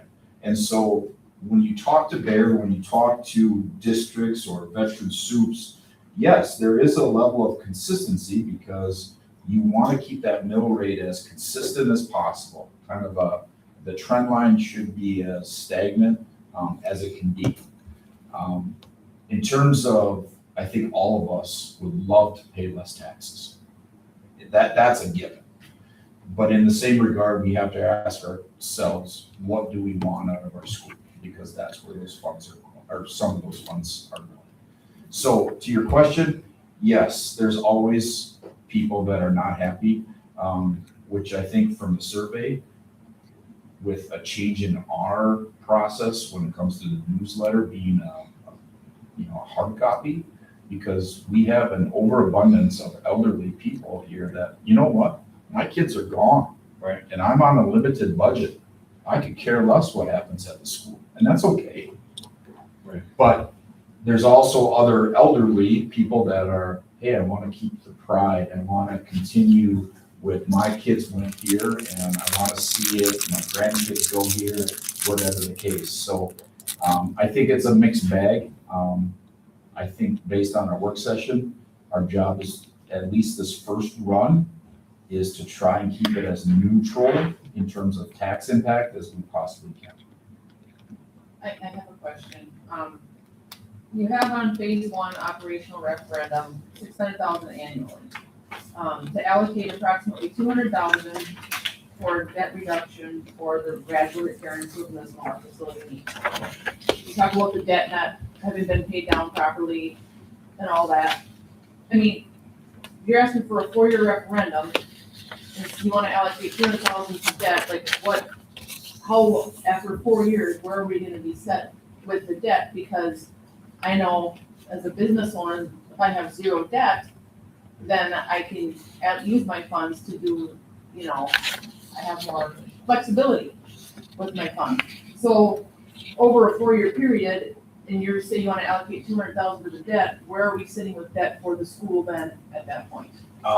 So if you look at Fund 38, right here, our current balance, and again, I'm not saying this is the perfect, scenario, but this is again, people that are smarter than me, that they do this for a living with just school districts.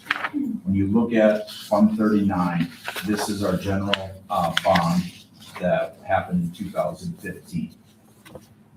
If you look at Fund 38, this is the one that should have been paid down if we were doing things correctly. And so if you take the overall total, which is roughly about 600,000, and I will tell you, Amy, we did a Fund 38 in New Richmond to build the stadium, which was $6 million. We did some other work. We had it paid off in 2 years.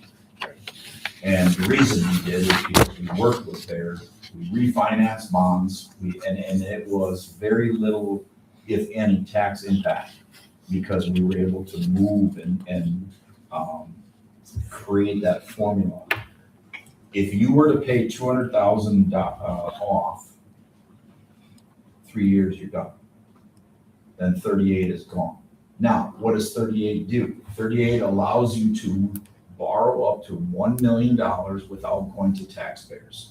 So if you get in trouble, that is one of the, just take some board resolution, and you can use that $1 million as a safety net, including your fund balance.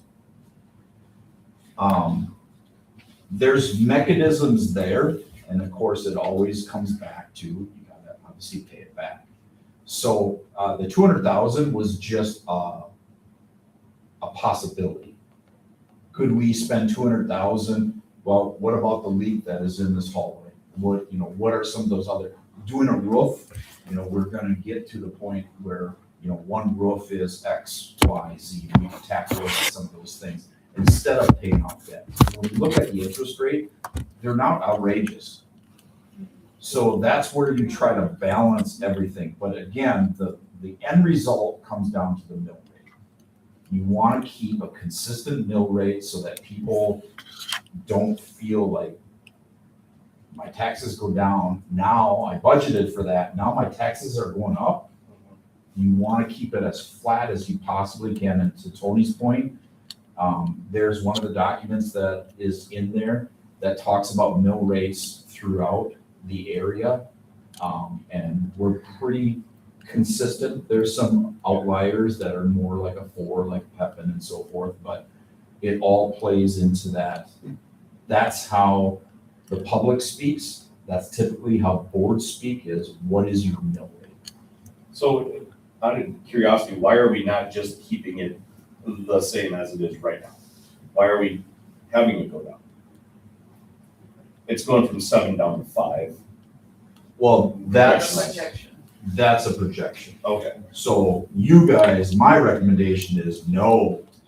We want to do 200,000 to pay off debt to get it back up to 7.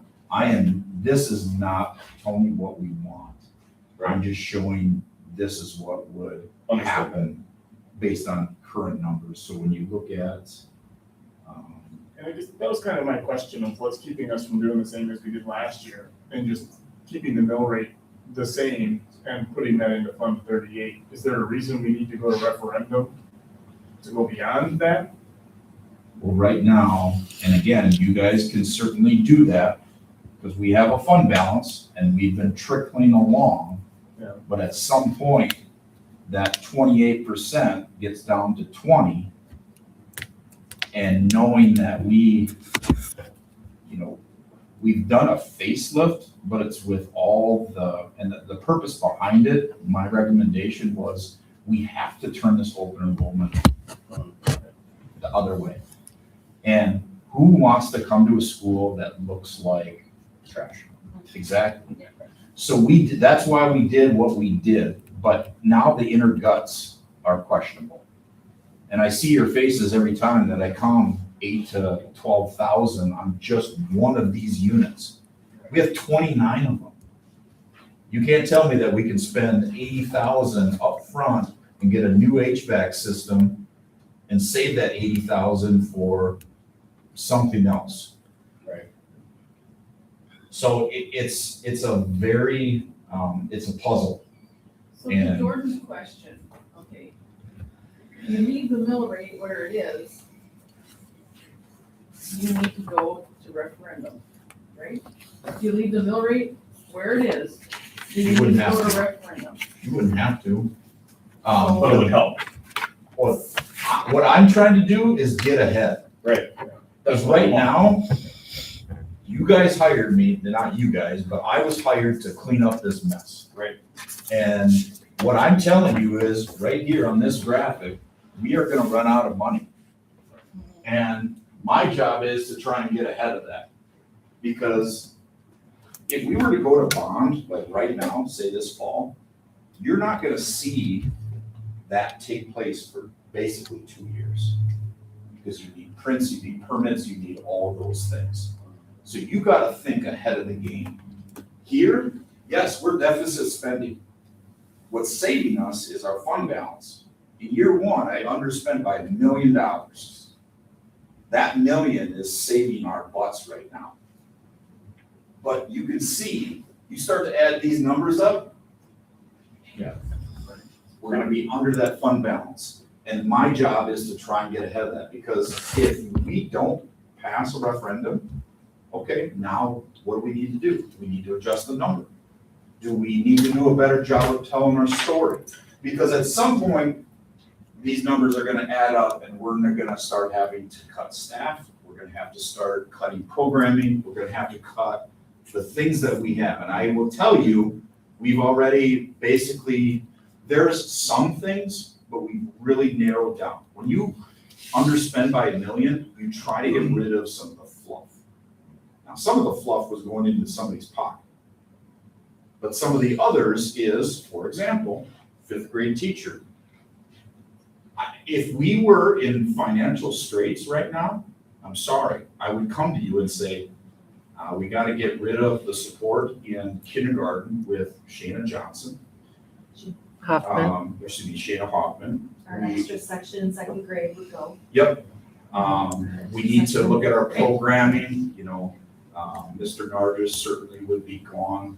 We have to cut paras, maybe cut, you just go down the line. And that's where the boards, that's where the very uncomfortable conversations happen.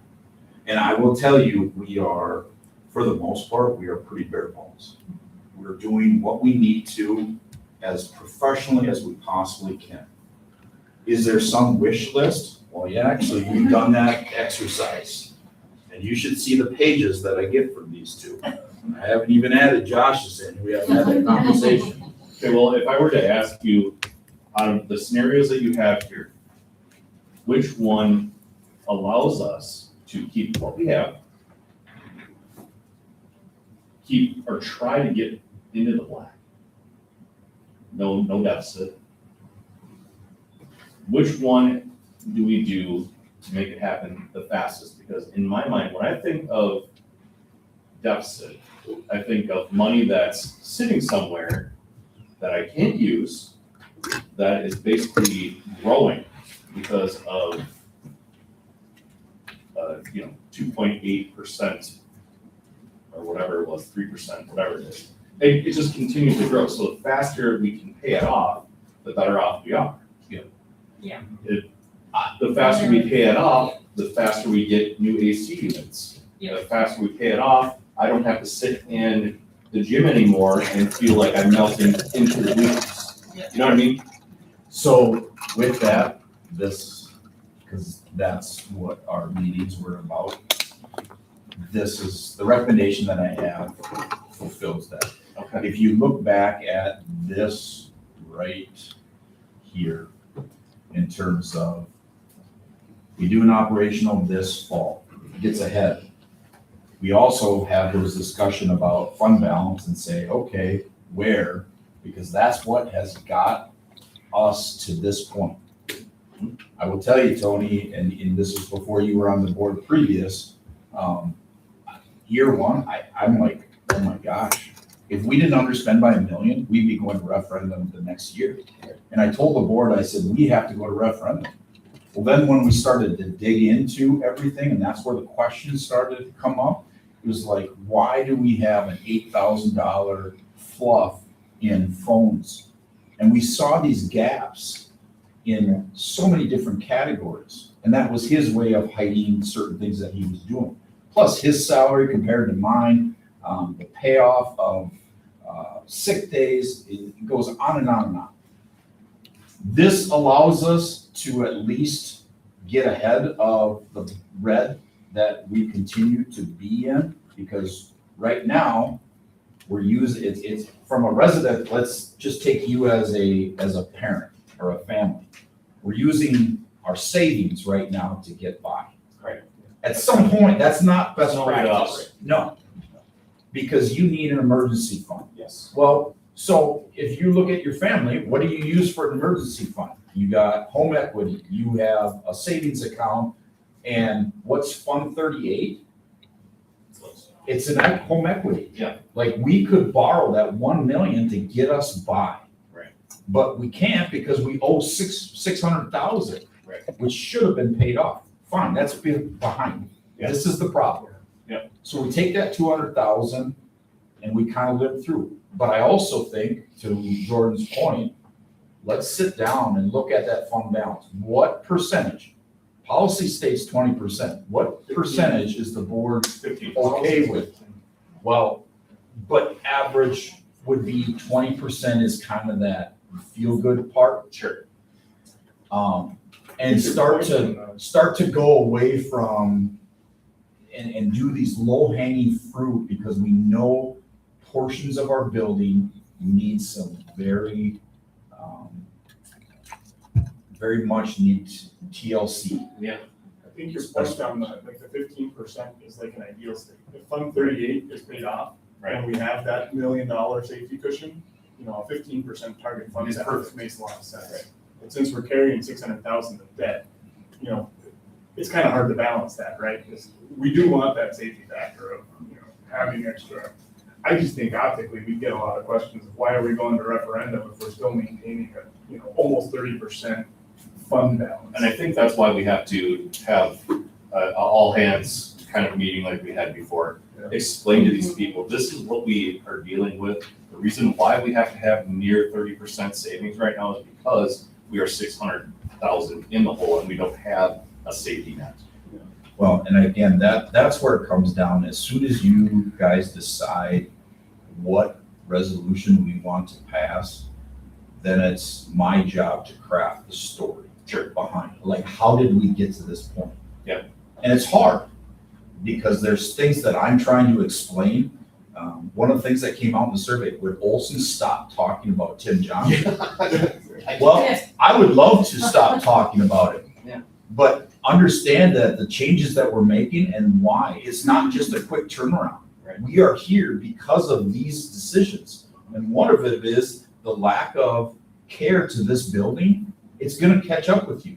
If you neglect your roof at home, your furnace, all of a sudden I got a $10,000 roof and a $10,000 furnace that needs to be replaced. Where's that money gonna come from? Why? Because we didn't do preventative maintenance. Right. We didn't do the things that were required by the state, including permits. Our $2,000 fix turned into a much larger problem. So to answer your question point blank, I'm trying to be proactive. So do we want to have another session before our July? I think we need to, just to make sure that, and we can make sure everyone is here, everyone hears exactly what Patrick is explaining. We can go line by line and really get to the nuts and bolts of this thing. I think we need to- I'd be curious what a scenario would look like, maintaining last year's mill rate without a referendum. Just from a comparison perspective. I can do that for you. Yeah. However, you gotta understand that we're still, again, Yeah, it's a lot of risk. well, you would never run a business this way. Right. So we don't get final numbers until October 15th. That's the hard part. On Wednesday, I get a projection, which may or may not, Jamie and I are fighting with DPI right now because they can't get their crap together, but you can't put a lot of stock into that number. In addition, we don't know our insurance increase, which is another thing that we're dealing with because I'm trying to move the renewal date to a July 1 instead of September. So we get these numbers ahead of time. All these things, it's like dominoes, they start to tip over and it affects the overall. So for me, I'm trying to rationalize why I'm coming to you guys with all these changes. Like, what the heck? Where is he coming from? And why is he suggesting these things? In terms of some of those increases, we have not even finalized staff increases. We haven't had insurance. Those are 80% of our budget. Also with Jordan's request of just being the mill rate, what would the scenario be if you left the mill rate and asked for the referendum? I think that's important to know, And because that would, Yeah. That's So basically what the second scenario is. That's- The referendum maintains basically $7 mill rate. But then you also have the capital referendum starting here, so. That's the bottom. we are not doing the capital, so it would just be an operating. So if you chose, again, there's a variety, and I think what I would do is I would invite Debbie to join us at the work session so that and I give her a heads up. So I would need the scenario you guys are thinking about, but to Amy, to your point, no, in no way am I recommending a bond referendum this fall. Okay. What scenario that is outlined here is that we go to, and I can pull it up at the work session, but in the Baird model, it allows you to do scenarios, and I can have those scenarios figured out, and then we can go through them line by line. Thank you. So when we get to the meeting portion, Derek, if we can just finalize a work session date, and then I will get all that information ready to go. Okay, sounds good. Sounds like we'll wait to have a working session and we're not gonna decide on a question tonight. And I wasn't asking for any, approval tonight. Yeah. It's just more of, again, all the discussions we've had, if you're leaning one way or another. Okay, we'll go to item D, approval of the ground efficiency plan. All right, so one of the things that, the last 3 years now, coming up here, July 1 will be the start of my 4th year. One of the things that we've done some, I would say, again, low hanging fruit on the outside. Tim's been a great addition because he had some different ideas. And so this is lots of discussion from Tim and I in terms of some of the things that we need to or would like to do. That includes utilizing the blue shed as the primary storage or operational hub for our buildings and grounds. Right now, if you look at those pictures that I included in this recommendation, that will show you where and what the bus garage looks like. We took out in 3 years, probably, I think we're up to, I don't know, 13 4-yard dumpsters worth of junk. One of the things that we have not addressed was the bus barn. And so all those pictures, like this area, and it's just some of the junk that is there. And then giving Tim a true, I would say, go-to spot for all the outside grounds. So in this recommendation, that's kind of where it comes down to. Let me give this. I noticed there's a 40-foot container in there. Do we know the cost of what that would be? I actually just got a quote today. $4,000. Yeah, they're not bad. They're pretty cheap. Yeah. Yeah. They're worth it. So this was a quote from one of the vendors just at 4:00 today. A 20-yard dumpster is $500 for 14 days. And our plan was, so actually we wouldn't get a 40, but our plan would be to get a 20-yard for trash and then I think he's talking about the storage. storage. Yeah. I Oh, was I'm like, wait a sorry. second, storage, But they right? should have that too. But while you're on the dumpsters, I But was then almost what was it thinking going? for the metal recycling, can't we just go drop it off at, Caterers? no, not at Caterers. M&M. Like Burger, yeah. Oh, yeah. M&M. Just donate it. You could, so the quote, okay, I'm sorry, I was jumping ahead. Yes, so the additional 40-foot dry storage, if you look at, it's all about, for me, and my admin team hears me say this all the time, we have to prove to the community that we're gonna take care of our stuff. Yeah. Otherwise, why would you give money Yeah. in support of that? And I think we've done a pretty good job in the last 3 years of doing that. Taking the next step is what this recommendation is about. We're running out of storage. We need some areas to clean up. Track and field needs an isolated storage container. Football, the pads that you were just approved tonight, that's an investment of $1,800, not $2,000. We need to take care of those things in dry storage and making them convenient so they don't sit outside. Josh is a former head football coach, there's equipment that's related to those things. And if you let them sit outside in the fall, rain and so on, it doesn't take too long for those to go to junk.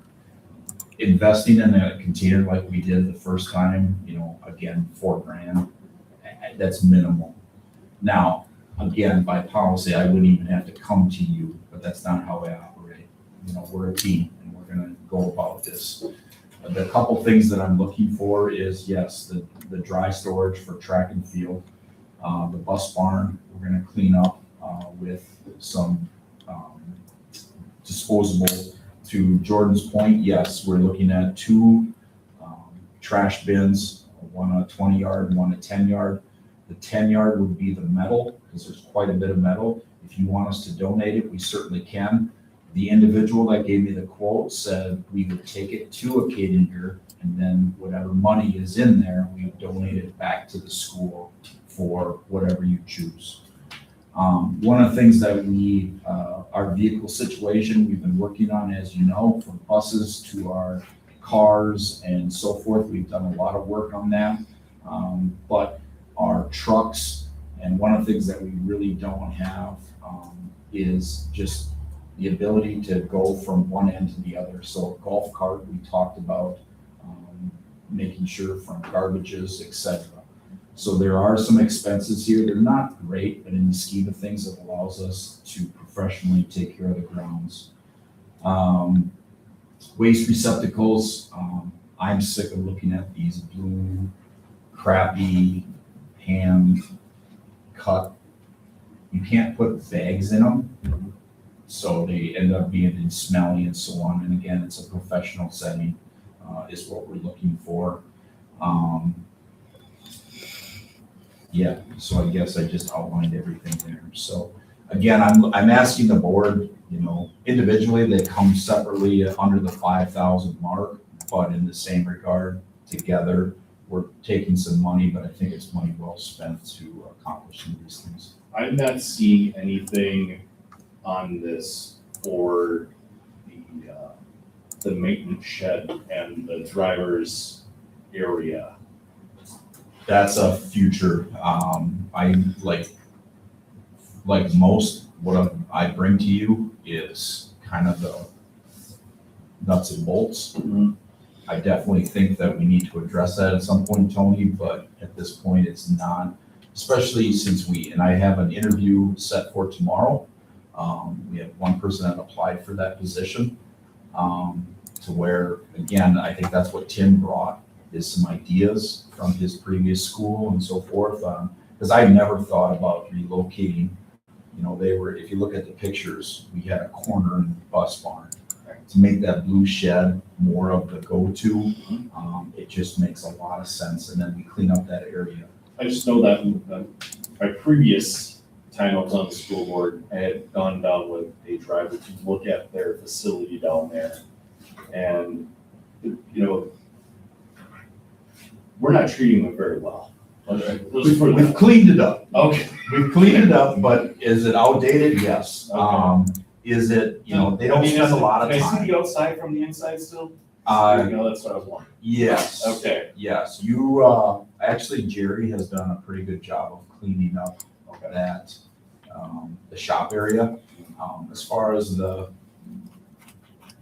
leisure area, we did That's what I call it. we did some cleaning and put some effort into that. But again, I think it comes down to that, do we recognize it as a necessity or a kind of wait and see type of thing? Yeah. And I would say it's a wait and see. I have a question on the golf cart. How much is your quote for the golf cart? 'Cause to me, The ones we've been looking at are roughly we're looking for an electric one. Quite a few schools, I mean, if you go, they have a lot of these vehicles, roughly about 4,000 to 5,000 for a quality used one. I don't know, this is just me. I've looked at golf carts. I'd love to have them in my business, but it is a luxury. Well, for us, we're getting all these garbage and racing from one end to the other, and we're jumping in a truck, full-size truck, and putting in, and again, it depends on how you kind of look at it. So, yeah, I wouldn't consider it a luxury. It's more of just knowing that we have some outdated vehicles, and if we can hold on to them a little bit longer, that's what this would allow. Plus, it would actually help out in terms of the ability to drive them, support football games, track and field. I was other just equipment. gonna say, it could be a dual use thing. Oh, absolutely. We could utilize it for when there's an injury on the field. Yeah. Who services golf carts if they go? Golf cart dealer. If you go to like Grantsburg, I mean, they have some really nice golf carts. I don't know, maybe Spooner had some nice ones. But it's one of those where those vehicles, we had that UTV, which was a piece of junk. And we were able to do some things with that, put some garbage in the back and so forth. But right now, and again, you can drag fields, you can do so many things if you get the right one. I was just thinking, do we still have the Kubota? Is that more of a tractor? Or is that like Kubota's a service- tractor. Yeah. That's a tractor. I was thinking like, An electric golf cart has very little stuff that can go wrong. Essentially, it's battery and wire. And batteries, if you take care of them, they last for a really long time. So I don't know, again, it is, I would say it's I definitely a just wanna luxury. make sure that there's a spot to haul everything with it. Right, You have it, if you come something up, put a trailer to. Do we need more of like a couple rows side by side? I Where you mean, I see you using have the golf cart to the 26-27 budget year for next year. I mean, so so we still got time. I just, The other aspect of it that I don't really like, I agree on the golf cart part, but are we worried about security of storage? I mean, there's gonna be some high value assets down there, and I know it's usually open, like Which this one? shed here. Blue shed's not. That's not what we're That's talking secure. about. No, it is secure. Oh, it seems like it's open all the time when I see it. Well, it's Lately, open, but it is somebody's occupying It's it. summer, yeah. Yeah. But when there's nobody occupying it, it's secure. When the storm, close it in, for an entire year. when the storm went through, we replaced the door and then we put a security system, panel in, plus there's a camera right above it. So do we wanna approve phase one tonight, or? I think that Yeah. almost need to. Yeah, we need to, yeah. Is that gonna give the school what we need for the immediate term if we wait to do phase two for? Well, I'd like to get going right now. And the 40 foot, And the I think we need to 40-foot go ahead on the storage. 40 foot storage container. When I say phases, I'm just talking budget phases. I would like to see the whole thing approved because right now the track equipment is sitting outside and we're waiting to see this decision. And so plus it gives us time to paint and actually Glenwood Cityize that container and put it in the right spot. The grounds golf cart, you're not gonna use during the winter. So it's kind of, I shouldn't say that, you would on certain occasions, but it's more of like right now with our mowing and putting the trimmer and et cetera. I prefer to defer the golf cart. Just the golf cart, yeah. Yeah. I like everything else, the golf cart, I think we need to do a little more details and stuff. Especially your point, if we're not gonna use it for trash and the things we're saying in the winter, we're still gonna have to use our pickup trucks and stuff, right? So, I agree. Okay, well, if someone wants to make that a motion, I make a motion to accept phase one and phase two, except for the golf cart. we have a second. I'll second. Second by Nicole. To approve all aspects of phase one and phase two with the exception of the golf cart, which like we want maybe some quotes or details on it to ensure everybody's aligned with the costs. Okay. Any other discussion? So all those in favor signify by saying aye. Opposed by nay.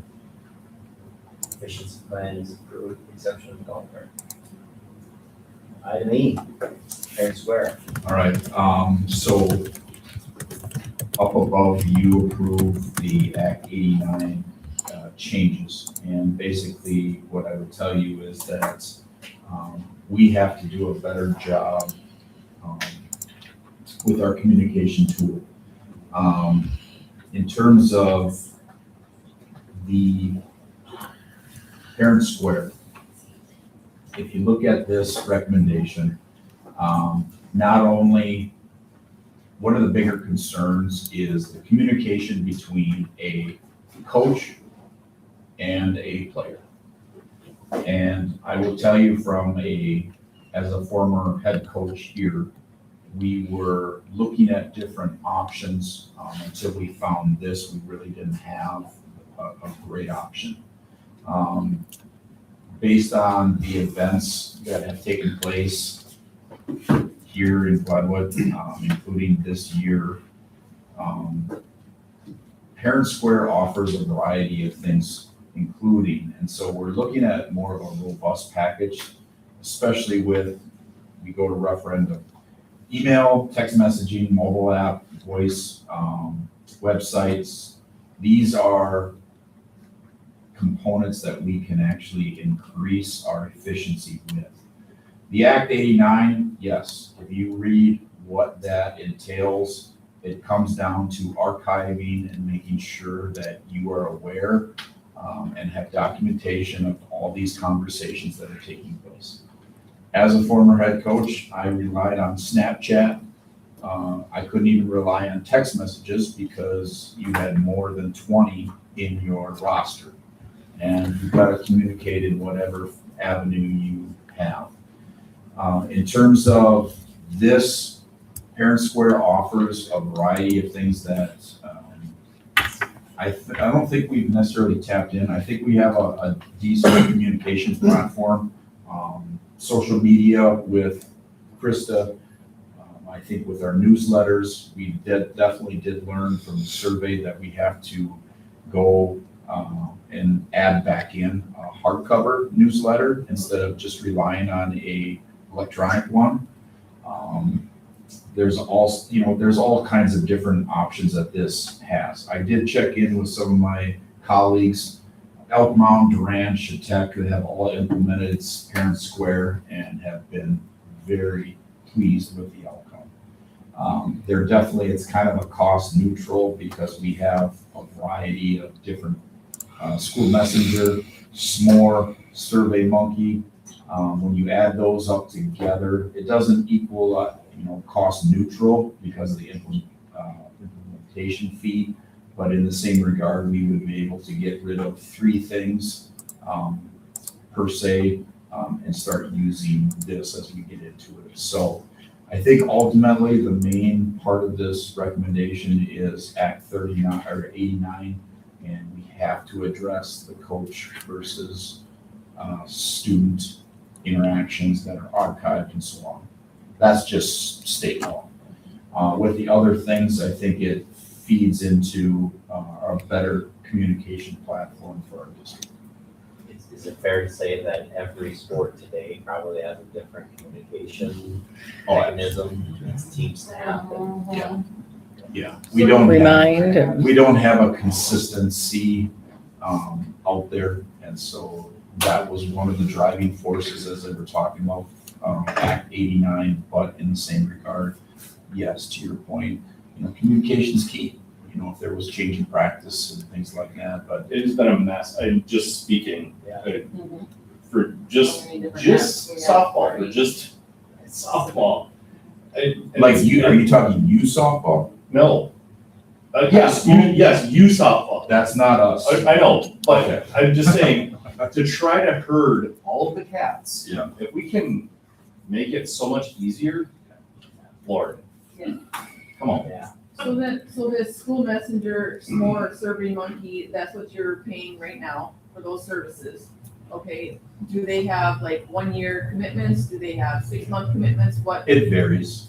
So- SurveyMonkey is something that we would continue because we do a variety of surveys. But as we get into the Parent Square, then we could utilize some of those benefits from that platform.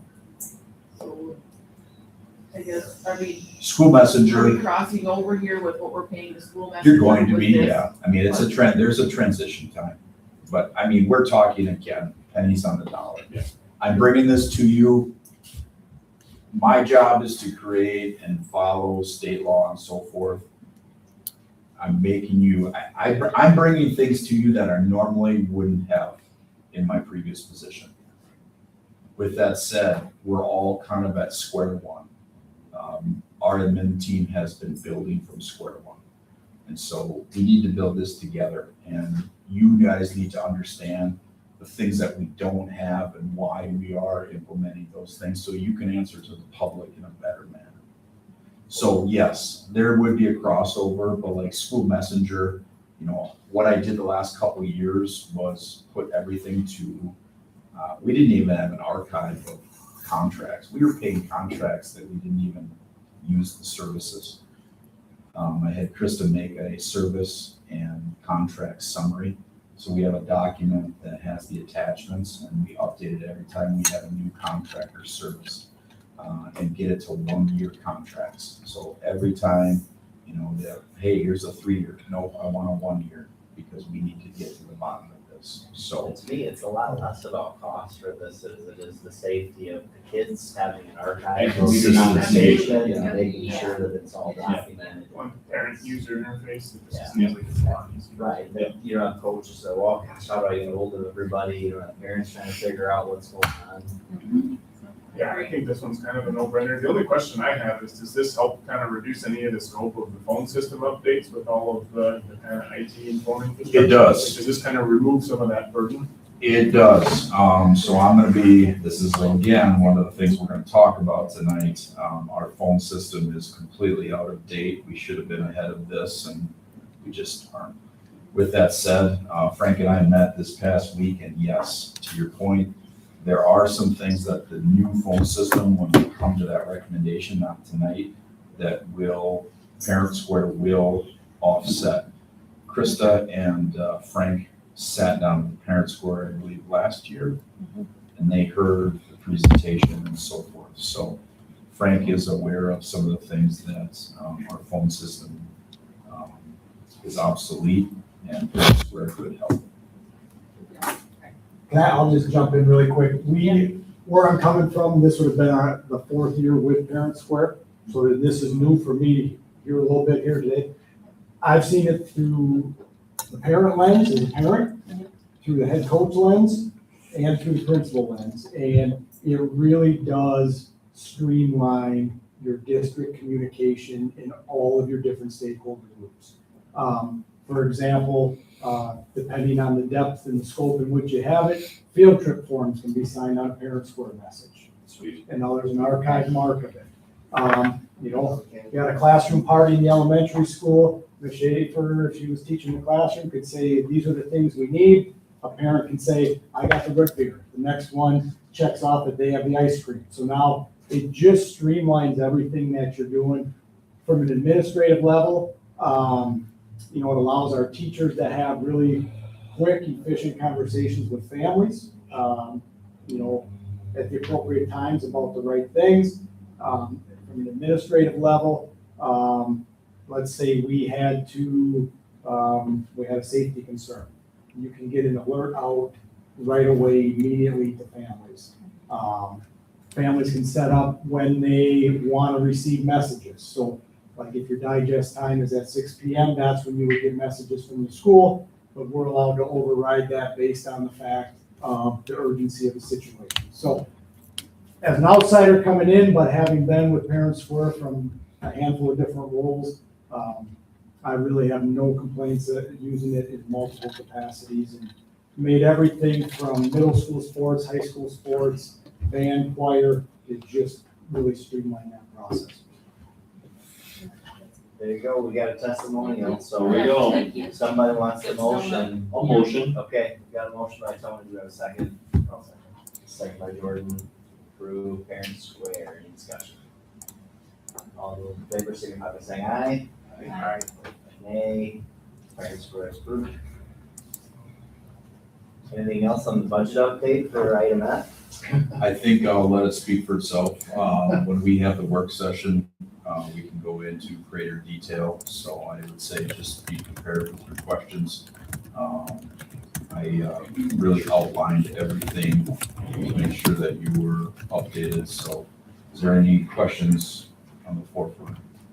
I think seeing it jumped out like this is really awesome. I think one thing that I chatted with, oh my gosh, your dad.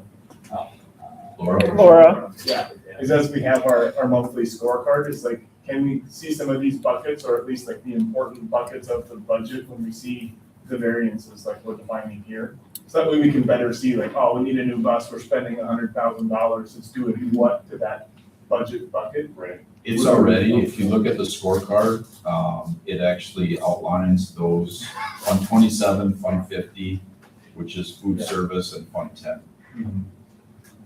But it's not like outlining like this. No. Yeah. But this is obviously, as I've talked, this is the first real budget that I've had. Right. And we needed to see it play out to the end of the year. This is as of June 9th. So there's still things that are, and again, at the time, because we had to move the meeting, these that now have been paid in terms of staff and, so I'll have some other updates, but. So I'll leave, is there any other questions I can answer tonight? The only thing I might add is, variances get to be complicated depending on which bucket you're looking at. So rather than a plus or a minus, using the verbiage of penalty variance versus a benefiting variance.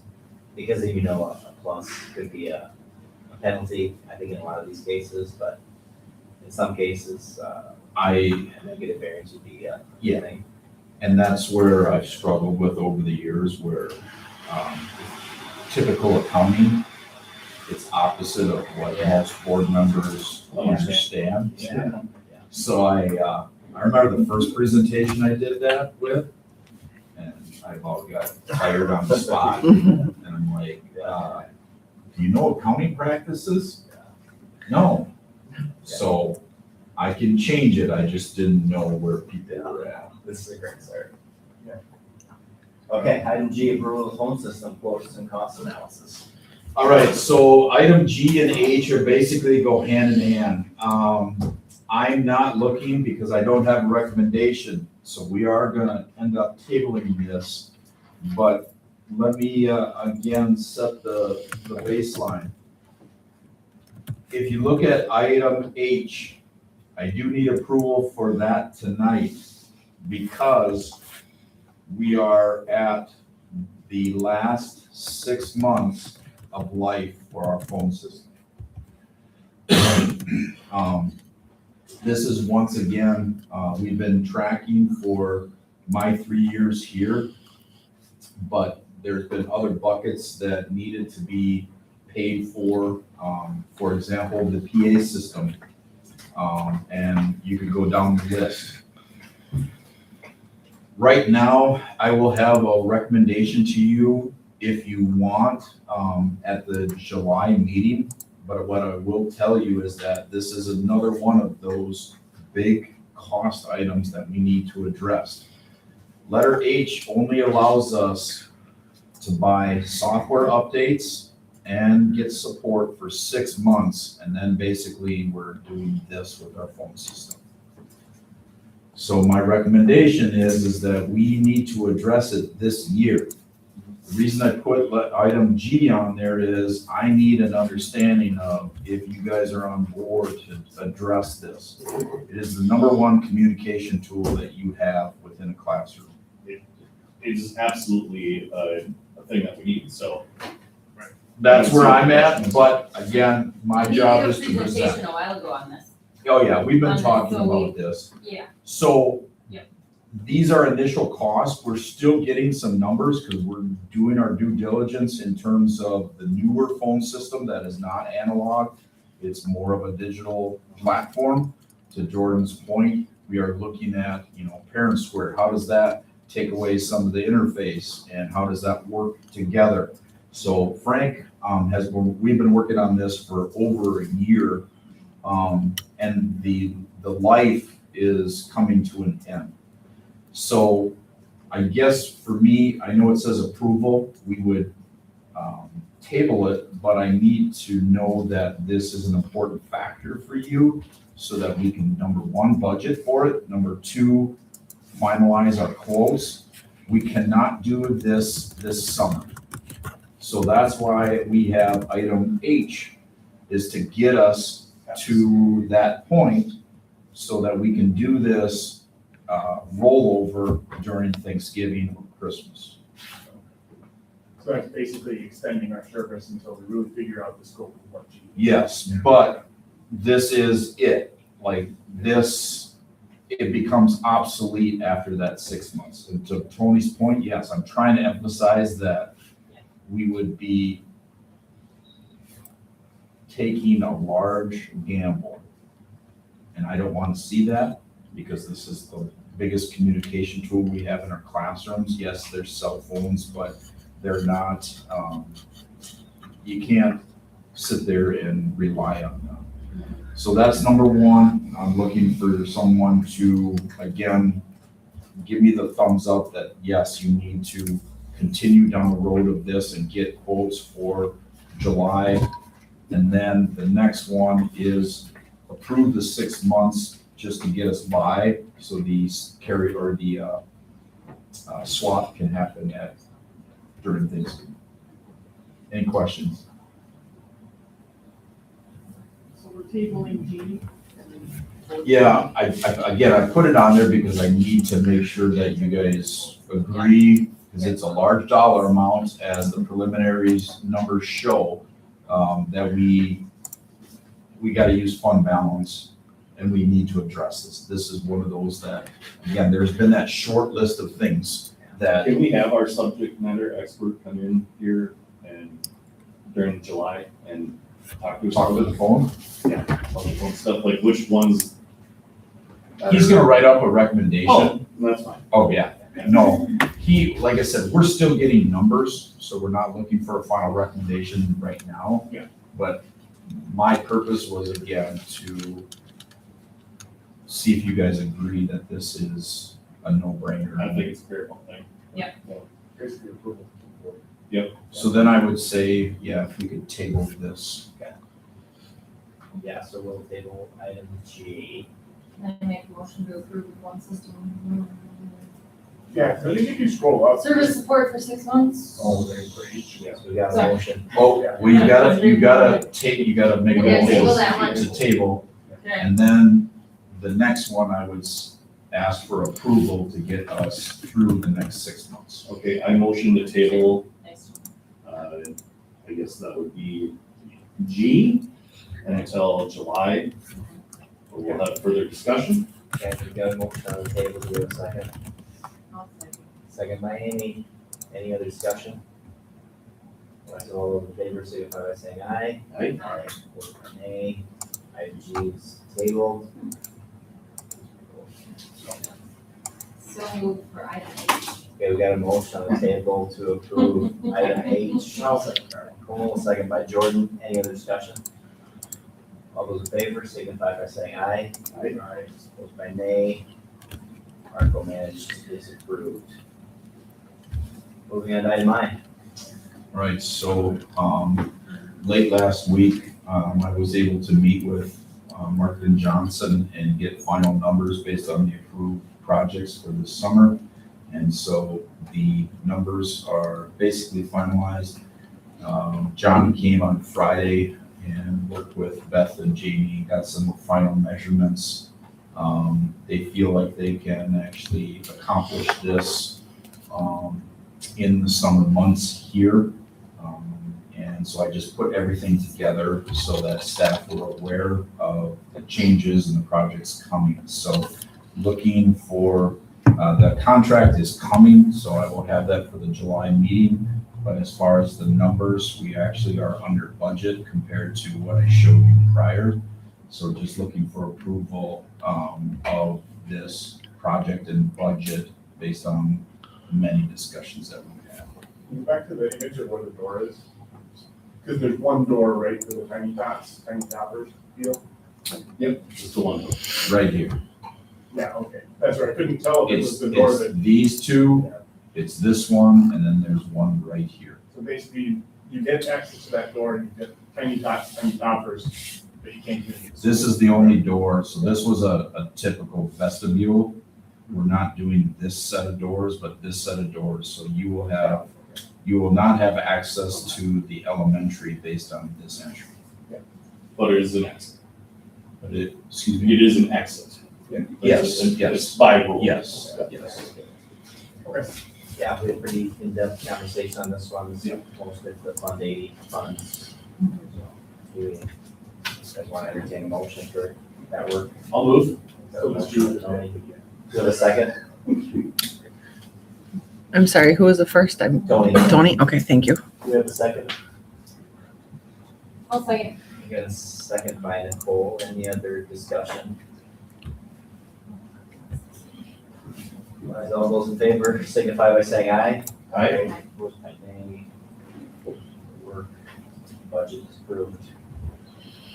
Item J, Fund 80 playground equipment. Last. We've had a lot of discussion on this, so I will just let the board take it from there.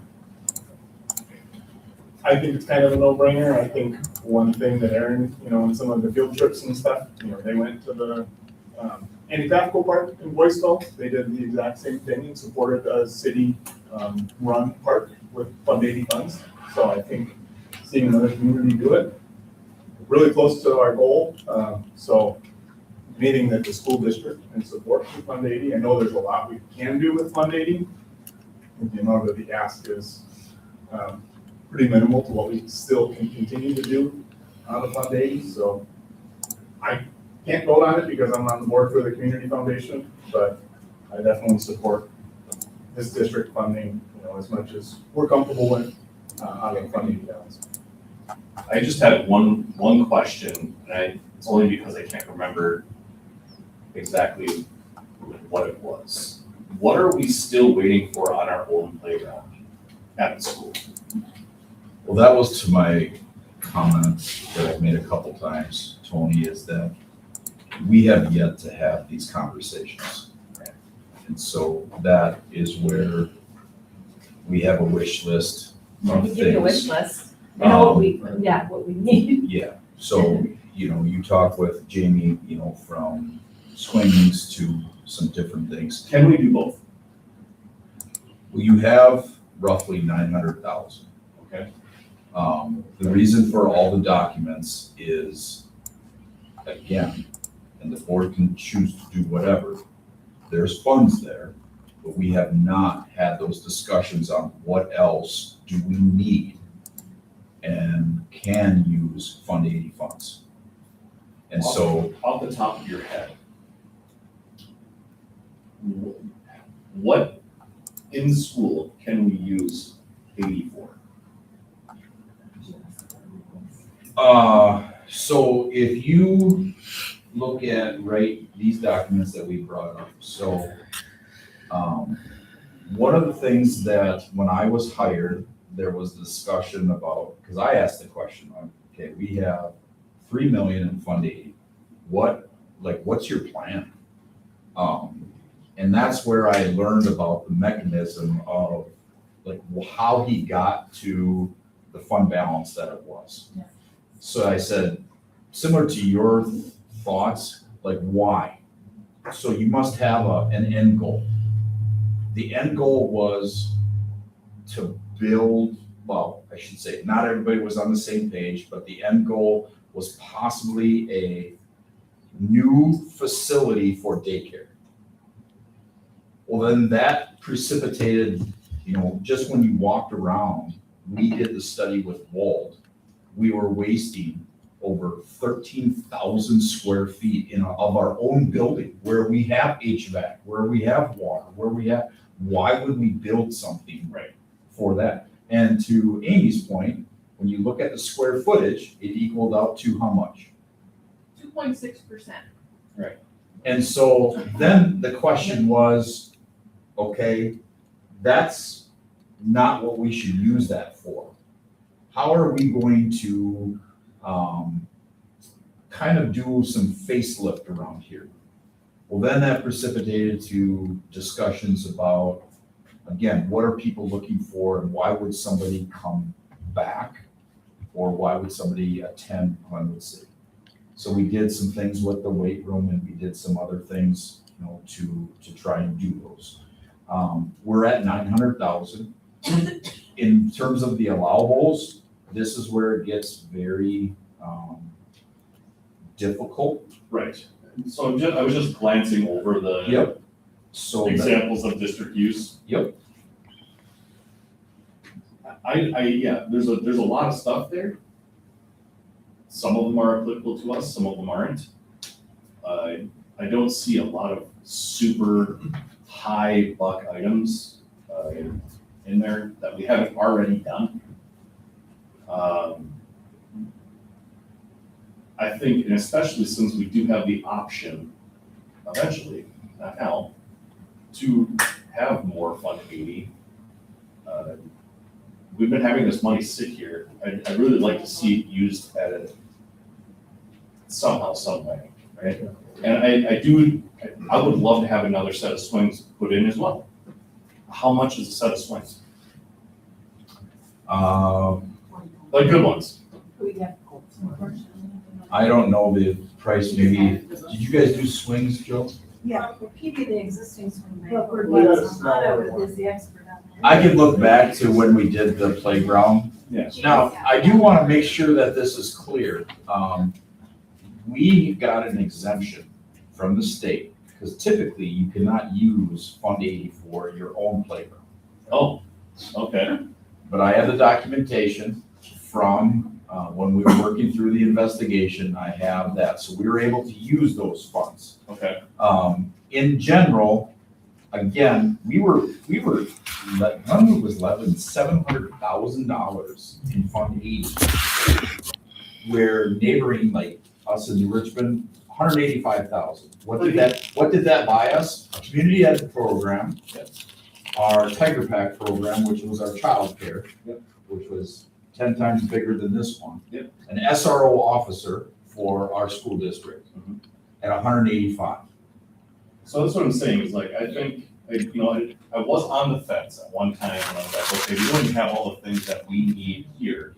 But looking at the district use, that we can actually do, right? And what cost actually is for things that we want, I would love to have an SRO here. But if you did all those things at New Richmond, which was a couple years ago, obviously, but for $185,000? Yeah, don't use that number, because I'm spitballing. yeah, but here's how it did work out. For example, Beth right now, as of right now, in terms of this budget, 6/9/26, we have, we're in the black about 40,000, thanks to Beth's program. So then what we did in New Richmond was utilize that extra funds to offset, because we wanted to have, our board at the time wanted to have a comprehensive community ed program. Sure. We don't have any of that. We don't have a director, we don't have anything. Right. So like last year, we leveraged, what, 300,000 for Fund 80 was in the budget? But to your point, if we're in the black by $40,000. We weren't last year though. Yeah.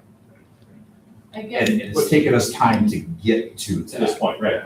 But we're using that black money to fund some of the other things. And that's how in New Richmond, we use the surplus of our childcare program to offset. So don't get hung up on the 185, because our SRO contract with the city was easily, it was half, 50%, it was 80,000. Yep.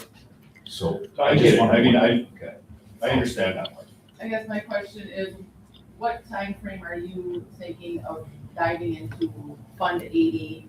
Just, I know you got a lot on your plate, but at what kind of a time frame? Because I know it's been talked about to do a community education program. There's nothing. There's zero. Like that's not normal. And I think until you have a plan of what these Fund 80 and dive into it and all that, I just, as a business person, I'm not gonna go out and spend money until I have a very good platform of where am I at, what can I spend it on, what's available, what isn't available. So in my viewpoint, I would say wait until we have more information on Fund 80 and the community ed program and what that's gonna cost and all that. That's To answer your question, Amy, I have yet to do quite a few things that I thought I would do in year one, or that I did do in year one in Richmond. And so I can't put a timetable on it, because it's frustrating for me to not have some of those answers for you. Those other things have just taken precedence to try and right the ship. With that said, the other thing that is on my docket to work is we have this community foundation, this tree that sits outside. There's roughly 50,000 that's in that account. And my job is to come up with parameters of what does the board want to do with it? Does it look like, is it a grant program for teachers? Which is one of the things we're thinking about, because right now, especially going to referendum, we can't take classroom budgets and expand them. Classroom budgets are probably at the same level that they were. Yeah, I don't know, but, so it comes down, it's a hard, because this is a great project, a much needed project. I just don't have the information right now to say, here's what we're planning with Fund 80, because I would love, she's came to me the last 2 years since her first year, hey, can we get some more swings? And I said, well, just hold on. I need to get X, Y, Z done before I do that. Is there any realm in which you spend the entire $900,000 on community ed? Is there any realm where you will actually be able to spend the $900,000? I don't know the answer to that. And that's the thing, is like, what amount? Well, Right, 650. yeah. I can tell you that on my wish list, a ton of this stuff was on my wish list. If Patrick remembers anything about it, it was probably 3 pages of very much so community ed related things. Mhm. And it had everything from after school homework club programming to, I think there was cybersecurity with senior citizens. I mean, there was so much of everything on there with community education. And that obviously wasn't the only thing on my wish list, but it had a lot of this community education related stuff in there. And there's so much to build that programming and so much to put into it. And little things, big things, everything together. So we've been talking about, we've been discussing it, but Because if you look at districts, let's just take Redwood City. Because I asked Jonas, what is the city willing to put in? Nothing, 0. That's not true, they're contributing, Are they? Public Works is going to be removing all the sand, and that is at a cost. Sure. So it's not like they're putting in $10,000 right out the gate, they're committing, and they don't even know what that number is going to be. Sure. So that is a big, That's that not is the point. hugely And supportive. please, you're not part of this meeting, okay? Unless the board instructs you. With this, with this project, you get to the point where you can decide what you want to do with those funds. With the Fund 80 and what Aaron just talked about, there's that list. And I'm fine with whatever you guys decide, but that's where my job is, to make sure that you have the facts in front of you to spend. Now, in terms of recreation, because you mentioned recreation, the pool is not even open. Is that something that a community ed can facilitate? The answer is yes. It does it in other districts. How about the summer softball, baseball? Yeah, in most communities, like Prairie Farm, my community ed director ran all summer rec for the city. They took it over because they couldn't handle We the don't even expense. have a community ed director. No, and so again, my job is to give you the information and you guys get to decide what you want to do with it. Right now, there's just a lot of there's not a lot of discussion that has been had around that topic. No, and that's the hard part, like, I know we're gonna go over like Hilltopper Hang Time. We go over the school, the students do utilize, and then, Right. That's the end of the year, we go over and they do stuff. And Hilltopper Hang Time, are they gonna go over and do some of it, so do we put, I don't know, do we buy one piece of equipment over there, because we do, and then we have a lot of money that we don't know what we're going to use it for, which is really hard. Maintaining it, keeping it up. My perspective is if we have this list, and a lot of those things are around summer rec activities that are central around that park, right? If it's softball, baseball, t-ball, the park, the pool, what's gonna drive community members to wanna enroll in school, to start flipping that open enrollment? I think a donation to this project or that park really does accomplish that, helps to say, this is a community that we're proud of, look at how great our park is, look at how great our school district is, look at how well utilized these resources are. I think if we were to defer it 8 months until we have that list, I think this is still gonna be a priority of our community education, and supporting our community. So, if it's gonna take us 6 or 8 months or whatever it takes to come up with a community education plan, are we gonna miss $40,000 between now and then? Doubt it. Well, so the request was for 41,873. There was another point in there about 31,024 if we wanted to partial approve it. We've got roughly 650,000 in Fund 80 after the actions this board's taking tonight. We can donate anything we want or none of it, depending on how the board feels. And so if someone has a number or an action, feel free to make a motion. I guess I would like to make a motion to fund $40,000 for the park. I think that you have a really good point that it is a trash heap over there. Let's just be honest. It's a really crappy park. And there's kids at it all the time. I can't see how this is gonna hurt our school district. I see it helping. I see people wanting to spend more time over there. I see us using it more. And that's just my opinion. Again, like I said before, I was on the fence, but I'd like to make a motion that we fund $40,000 today. Yeah, we got a motion by Tony for a donation of $40,000 from Fund 80 to the community fund for the equipment. Do we have a second?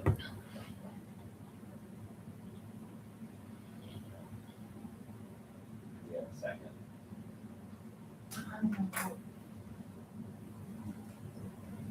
I'm willing to hear other suggestions, absolutely. Do we have a second? Motion fails.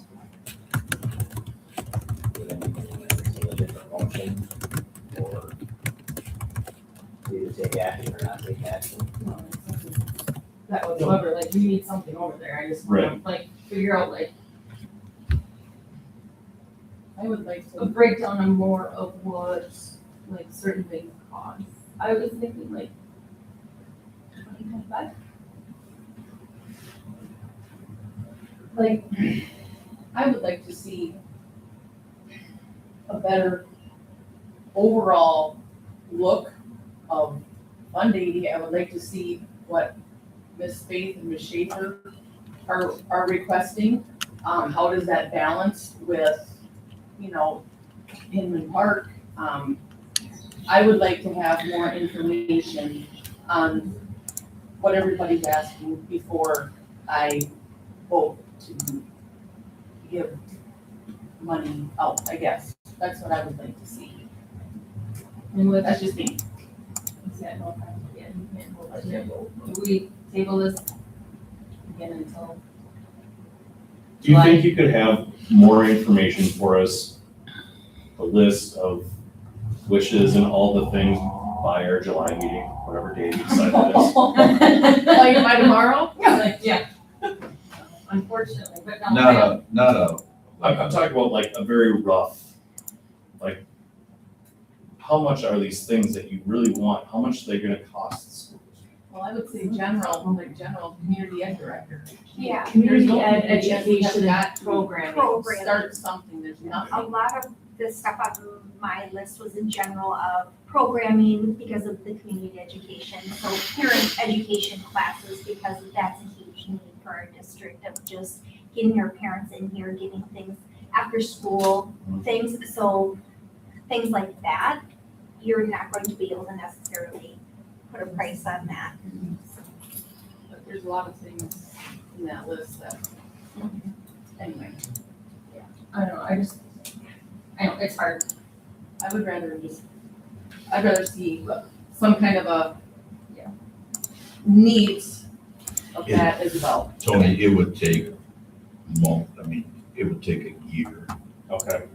Because this wish list, as they stated, it's programming, but then you have to base that off of classes you were offering. What do you pay a director in partnerships that I have done that work with the city, and to make these things. This is all good stuff. My holdup right now is it's works for their timetable, but it doesn't work for ours. Got it. Because my job is to provide you guys with information, and I just don't have that information at this time. So Ms. Schaefer, you have a lot of ideas for the community education and Well, I always just think of it from an educational standpoint, right? Because that's my background. so could you So I put think together something of, you know, what you would like to see, you know, what courses and. Do you want me to just share the wish list with you? Sure. Yeah, I mean, Yeah. it doesn't have to be like, this is I what don't we have would any love to numbers, have, there but- doesn't have to be numbers, be like, this is what But- we would like to see. Idea. What does our idea of Ideas. community Okay. education look like? Right. I don't, do you have that? Yeah.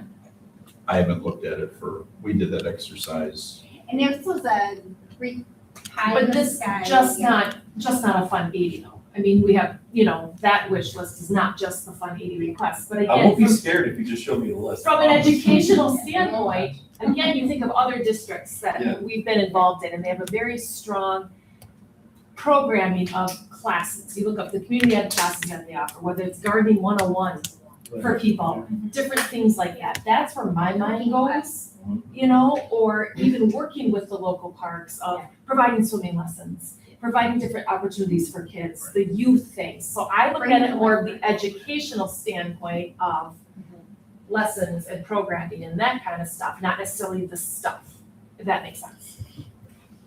And when I talked like cybersecurity, that's having free to teach a course to whoever wanted to come in first, you know, things like utilizing There's everybody a lot of around. things that need to be available to teach adults Feel and like we everybody lack a lot else of that resources. we have nothing right now. Correct. I think from my perspective, it would be a shame not to support our community when we're working so hard to put this project together. And to get it done, you know, this year into next year. So I think we can continue to do all of those things and support making a donation to support our community partners, which would fit, I think, within the structure of what our goal of community education would be. You know, it's a piece of it. Again, like swimming lessons, community gardening, could do them there, right? So that's where I think it would be a missed opportunity for us to support our community if we don't support it. In some way, shape, or form, doesn't need to be 40,000, but. Yeah, it does seem like some of those ongoing activities for providing instructor and those $600,000 items, good things that we do. Yeah. Does that change anybody's mind on making a Can- motion or something? Am I allowed to address them and ask a question? If you guys want, yeah, Okay. absolutely. At the bare minimum, what is the monetary amount that you could actually utilize? I mean, obviously the 40,000 is out of the question. What is the bare minimum that would get you guys started, and maybe we can revisit this next year and get some more funding to you? If we had 31,000, we could purchase the Surf's Up system and have it shipped here. That's the middle one. Okay, And then with that is coming additional swing bank. So we're gonna have, there's 4 swings currently, 2 baby swings. We'll have 2 more regular swings plus an ADA compliant swing and then a parent or an adult and child swing. okay. So the swings are gonna increase there. So if we can get that, we have some money in the bank, but we need, a little over $10,000 to do the community build. We need money to buy the underlayment to go underneath the wood fiber. The wood fiber is all being donated. So, I mean, we're really close. People have been donating, a lot of crowdfunding. I think $2,000 has come in this weekend. Yeah. So I mean, I just personally, I feel like, I know it's a huge ask, but I also feel like if you're gonna come back to the community for a referendum, them knowing that you've also like invested in a public park is gonna go really far. As far as like increasing. So 31,000 asks would be about 5% of the fund balance. So you have funds to accomplish what right now? What do you have funds to accomplish right now? You said you have to put underlayment, you have to do all this stuff, like, what do you have funds to do right now? I mean, is it Right now, we can't even buy, we can't even buy that last piece of equipment right now. We're still a few $1,000s short from that. And then that completely drains our bank account, so then we have to start crowdfunding all over to install the equipment that we currently have, which we currently have a zip line, a 2 to 5-year-old bank, and an obstacle course to put in, so. So you have the stuff. We have So some you of don't the have the equip- funds to even install right now. Right now, we could install what We have, Yeah. but then But we wouldn't have anything for age 5 to 12.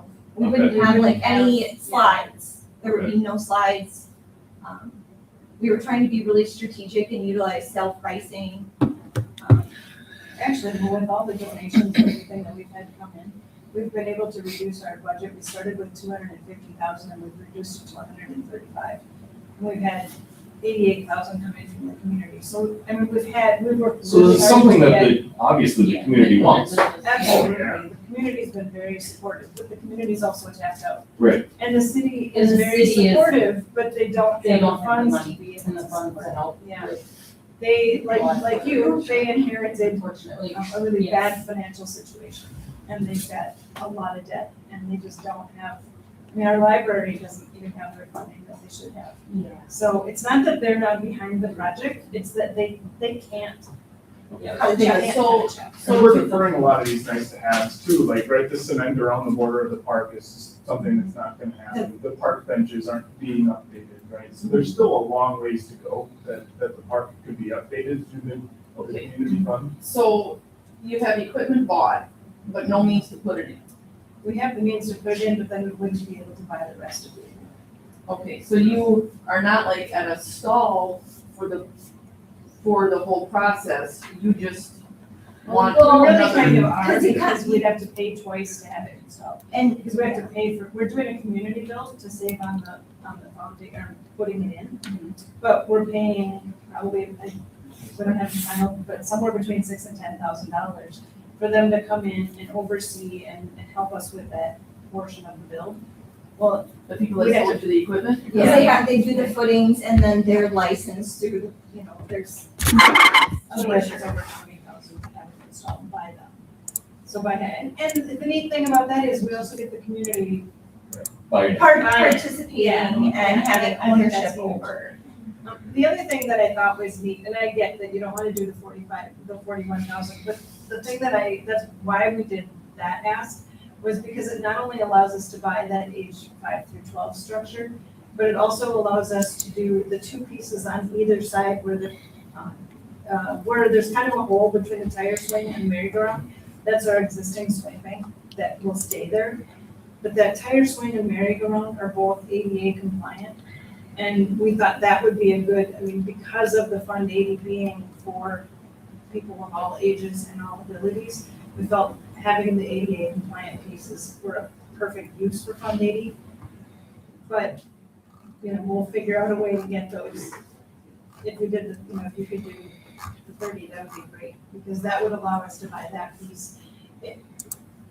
What we would end up doing probably, we'd have to go to the committee and ask, obviously, but probably we would buy the 5 through 12 structure, that you would buy, the 5 through 12 structure with the funds that we have. And we'd probably buy the other two pieces and then continue to crowdfund between now and August or September when we could put that in. But I do think that the crowdfunding would go much better if the community knew they had the school support and we were like that It's close. the final stretch. Yeah. Okay, so lots of discussion. All right, I'm gonna motion for $30,000 for this evening. Got a motion from Tony, donation of 30,000 to Fund 80 for the playground equipment. Do we have a second? Do we have a second? Do we have a second? Motion fails for $30,000 for the community fund. I'm close.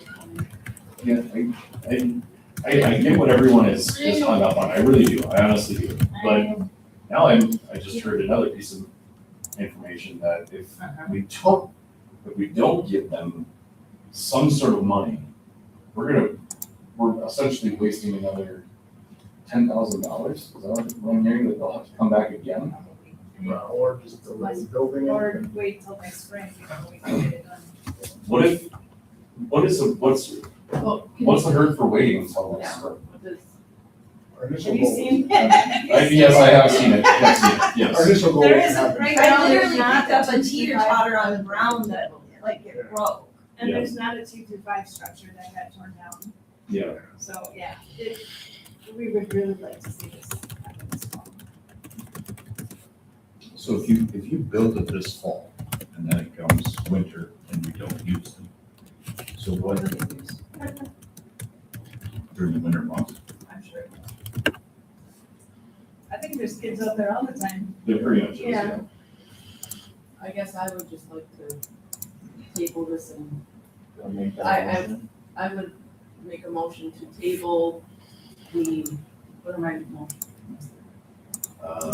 Jay. the J, approval of London playground equipment request.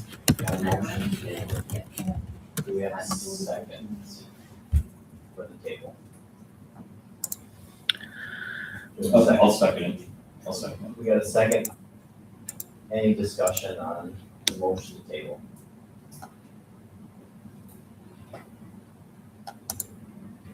Okay, not all those in favor signify by saying aye. Aye. Opposed by nay. Motion J is tabled. Are you asking to table it till next month? We have clarity on Pretty the much, motion. I would, do you clarity on the motion? Explain that motion, Kristen. You wanna? You We wanna? need to reword it.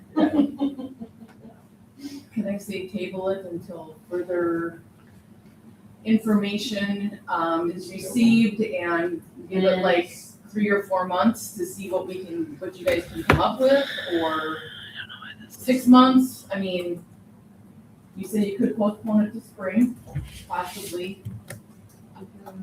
Table it until more information is gathered.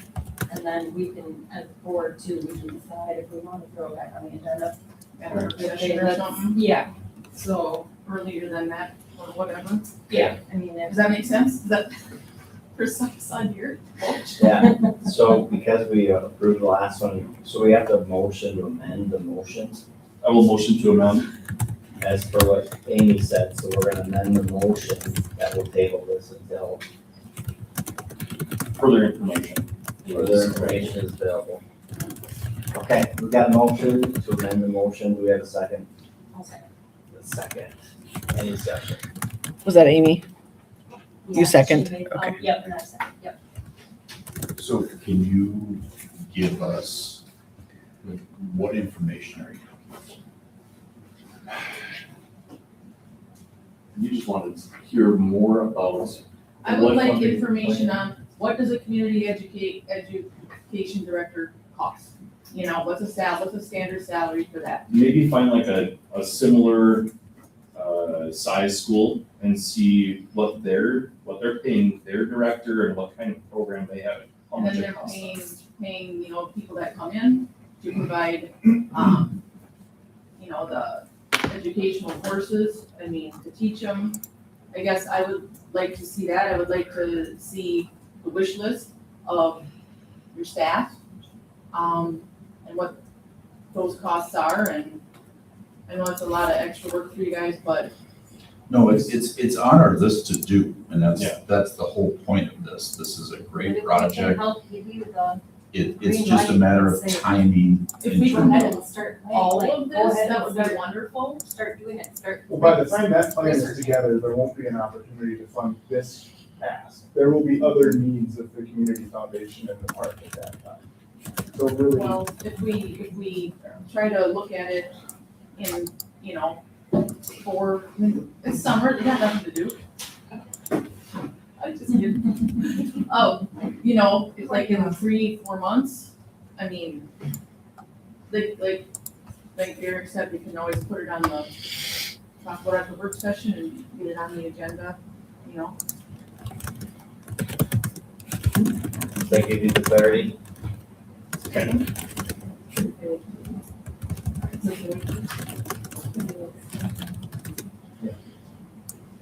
Okay, so at least give you some actions on what things to collect, just not a defined timeframe. We'll have some of this by next month. Okay. We've got a motion and a second to amend the motion. So we're just voting to amend the motion right now. All those in favor signify by saying aye. Aye. Opposed by nay. Amended motion carries. Now we're gonna vote on the amended motion. All those in favor of the amended motion signify by saying aye. Aye. Opposed by nay. Amended motion carries. Item K, CCSD Board of Education calendar. So because of the turnover in board, one of the discussions I had with the previous board was dates, times of board meetings. And it didn't coincide with one of the individuals' recreation. A lot of schools, and I hate when people use those terms, but there's quite a few schools that have now moved to a Wednesday. Typically, years ago, you always tried to take your board meetings and just don't match them up with city council or townships, et cetera. What Mondays are turning into now is removing the variety for band concerts. The one thing that Derek and I, when we did our agenda review, was just time for you to digest the agenda and all the information. I mean, I'm giving you a lot of things to look through, and I'm not giving you a lot of time to do that. And yes, Wednesdays are church nights, and I can respect that. What I'm looking at is when it comes to, and we have a board here that, you know, every one of you has children in the district, and the activities are now moving to, for sure, Mondays, Saturdays, etc. The Wednesdays are kind of off. You cannot schedule, and I support that. But to have a meeting is one idea, or maybe there's another date. I have no idea. I just wanted to throw it out there, and you guys tell me, because I'll make anything work. But if you feel like you would like to make a change, I'll give you another example. In Prairie Farm, they always had their meeting at 7 o'clock. And when I asked them, my first year as a superintendent, why are we at 7 o'clock? We have to milk cows. Do any of you milk cows? No. Then why do we meet at 7? Well, I guess I'm not sure, because then I could get home later and not, and we actually went to midnight. I'd scare you. But that's the premise that I just, again, we don't have to decide anything, but I wanted to throw it out there to say there's other options. We don't have to always do what was there. I'm in favor of a Wednesday night, to be honest. That would work better between sports. I know that I missed a game tonight. I missed everything. You know, yes, Monday nights are usually hard. Yes. I'm in favor of Wednesdays. We are building next year's calendar, and so the timing of this is really leads to that. And again, times. I always put work sessions at 5:30. Why? Because it's sooner, so you guys can get home. 6 o'clock is just what was typically had. So again, I'm just looking for direction on what you would like to see so that we can build a board calendar. I don't mind earlier, I guess Wednesdays, I'd say, be flexible around some of those, important church calendars where we do have Wednesday services. Maybe be a little bit flexible, so it's not always on a Wednesday. I'd be more okay We with do that. that now, so for example, in December, so it doesn't coincide with Christmas, we move it. And so if we know ahead of time of what, what services you're talking They always about, do Wednesday services. Yep. Right? we So, can as long as change we're that. flexible around As long as we legally have it in the paper or in communication, like 24, 48 hours prior, we can have it on one. And I'm not asking you to decide, you can So decide are if you you. still posting the agenda on Thursdays? So, I mean, because that's the thing, or whatever. I would still post it on the Friday, and why that doesn't really change is, there's just business. I mean, Everything ends on Friday. It's okay, because there's It so much does. to get through. I Yeah, know. there's no way, And so, yes, it would buy you more days or nights, not days, but nights to actually look over the stuff. And again, I just want you to know that there's flexibility. You just tell me what you want. I move to,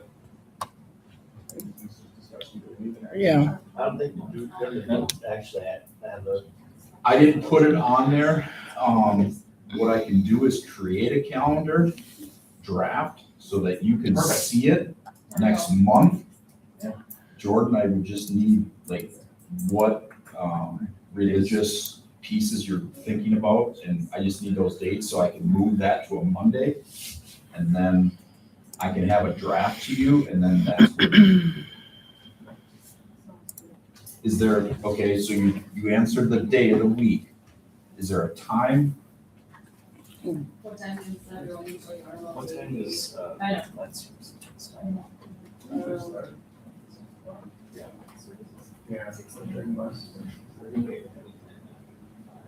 And not specifically on those dates, but in general, do you want, you could say, Patrick, I want work sessions at 5:30, and I want, general board meetings at 6, or I want everything at 6, whatever you want, I just need to. work sessions go longer, I'd like them to start earlier. And I'm good starting as early as fine. We should keep the same time that we have now, just because for the public too. Yeah. I mean, does that work? Like It's up work to you. sessions at 5:30 and. Works for me. 6, or do we want board meetings at 5:30? I'm fine with them starting earlier. Which is 5:30 right on the dot, not But I- 5:32. Yeah.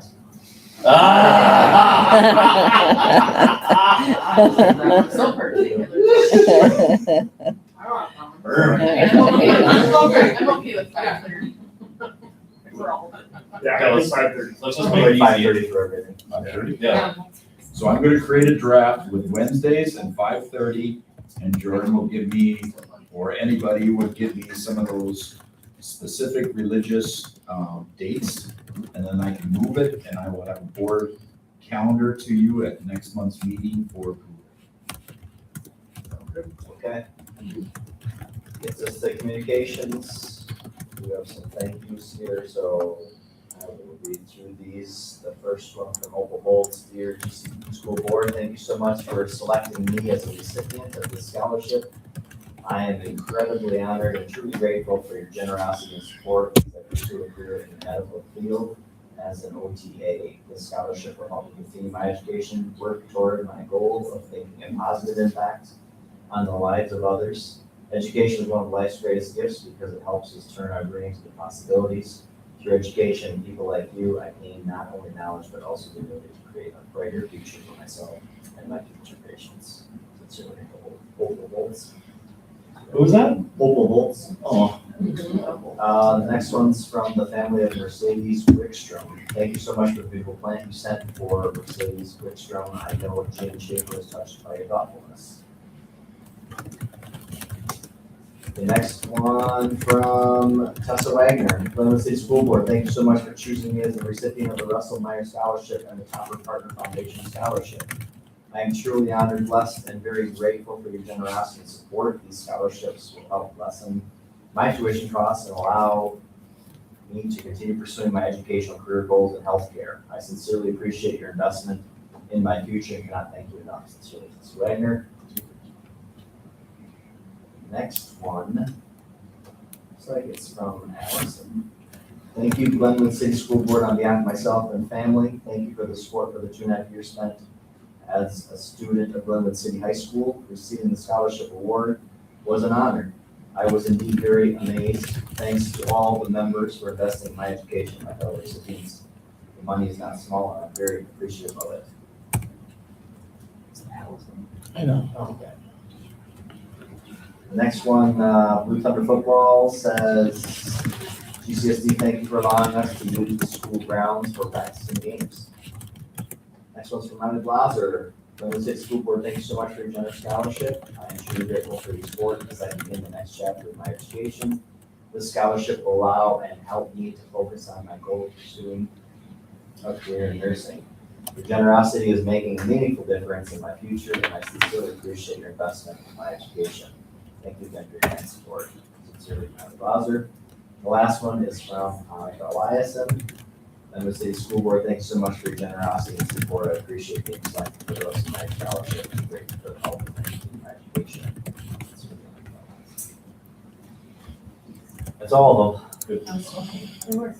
Yeah, it's good to hear from residents. Scheduled meetings. If there's anything to touch on there, just Actually, if you look at the front, I'd like to get the work session scheduled. With the holiday coming into this weekend, when you would like to, so our next meeting is the 27th. So out of the next 3 weeks, is there a date and time? I think we established 5:30, but is there a date? So Do you just, wanna test out our Wednesday Wednesday? night out? A Wednesday? 22nd. so again, the request would be that you finalize the resolution on the 27th. So this discussion would be, I would actually ask Debbie to be there, so however much time you need to digest prior to the 27th meeting to decide what you would like to do. And that still gives us enough time, correct? The 27th? Yeah. Yes. Just want to make sure, I mean, I know there's still months in there, but Well, What's there? the state curriculum, when does the state curriculum? That's the week starts till before. 16th. Yeah, it should be the week. Okay, yep. When is the, I think it's the same as Barron County, so it'd be like the 15th that we get this off. week? Yeah. Do you have to hold your horses here? Yes. So, yeah, that- So we probably want to stay away from the fair week. Yeah. So it would be,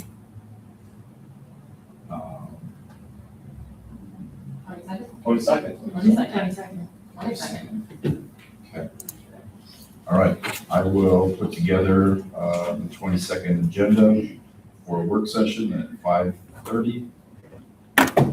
And I will ask Debbie, is there any other information that you need for that night besides what else you've seen? Any other needs? I guess the only additional agenda items, do we want to look at replacing board docs since we've had to reschedule multiple times in the last quarter? We're working on it. It's not an easy, Yeah. there's not a lot of vendors in this. So I've already had conversations of what other people are using. Just, Are we under contract with them? Yeah, for how long? I don't know. Okay. Forever. Yeah, it might be something to kick around. Yeah, I was thinking that. Start shopping. Start shopping around. Anything else, or we'll move to, okay. We need a motion to adjourn. I will motion. We got a motion, we have a second. Second. We got a second. Any discussion? Who was the second? Jordan. Jordan. Thank you. All those in favor, signify by saying aye. Aye. Opposed by nay. We are adjourned. Thank you. Whatever state I am. So. It was tempting. Yeah, where it's, can't remember the actor's name. Well, welcome aboard. Yeah. Yeah. Nice to meet you.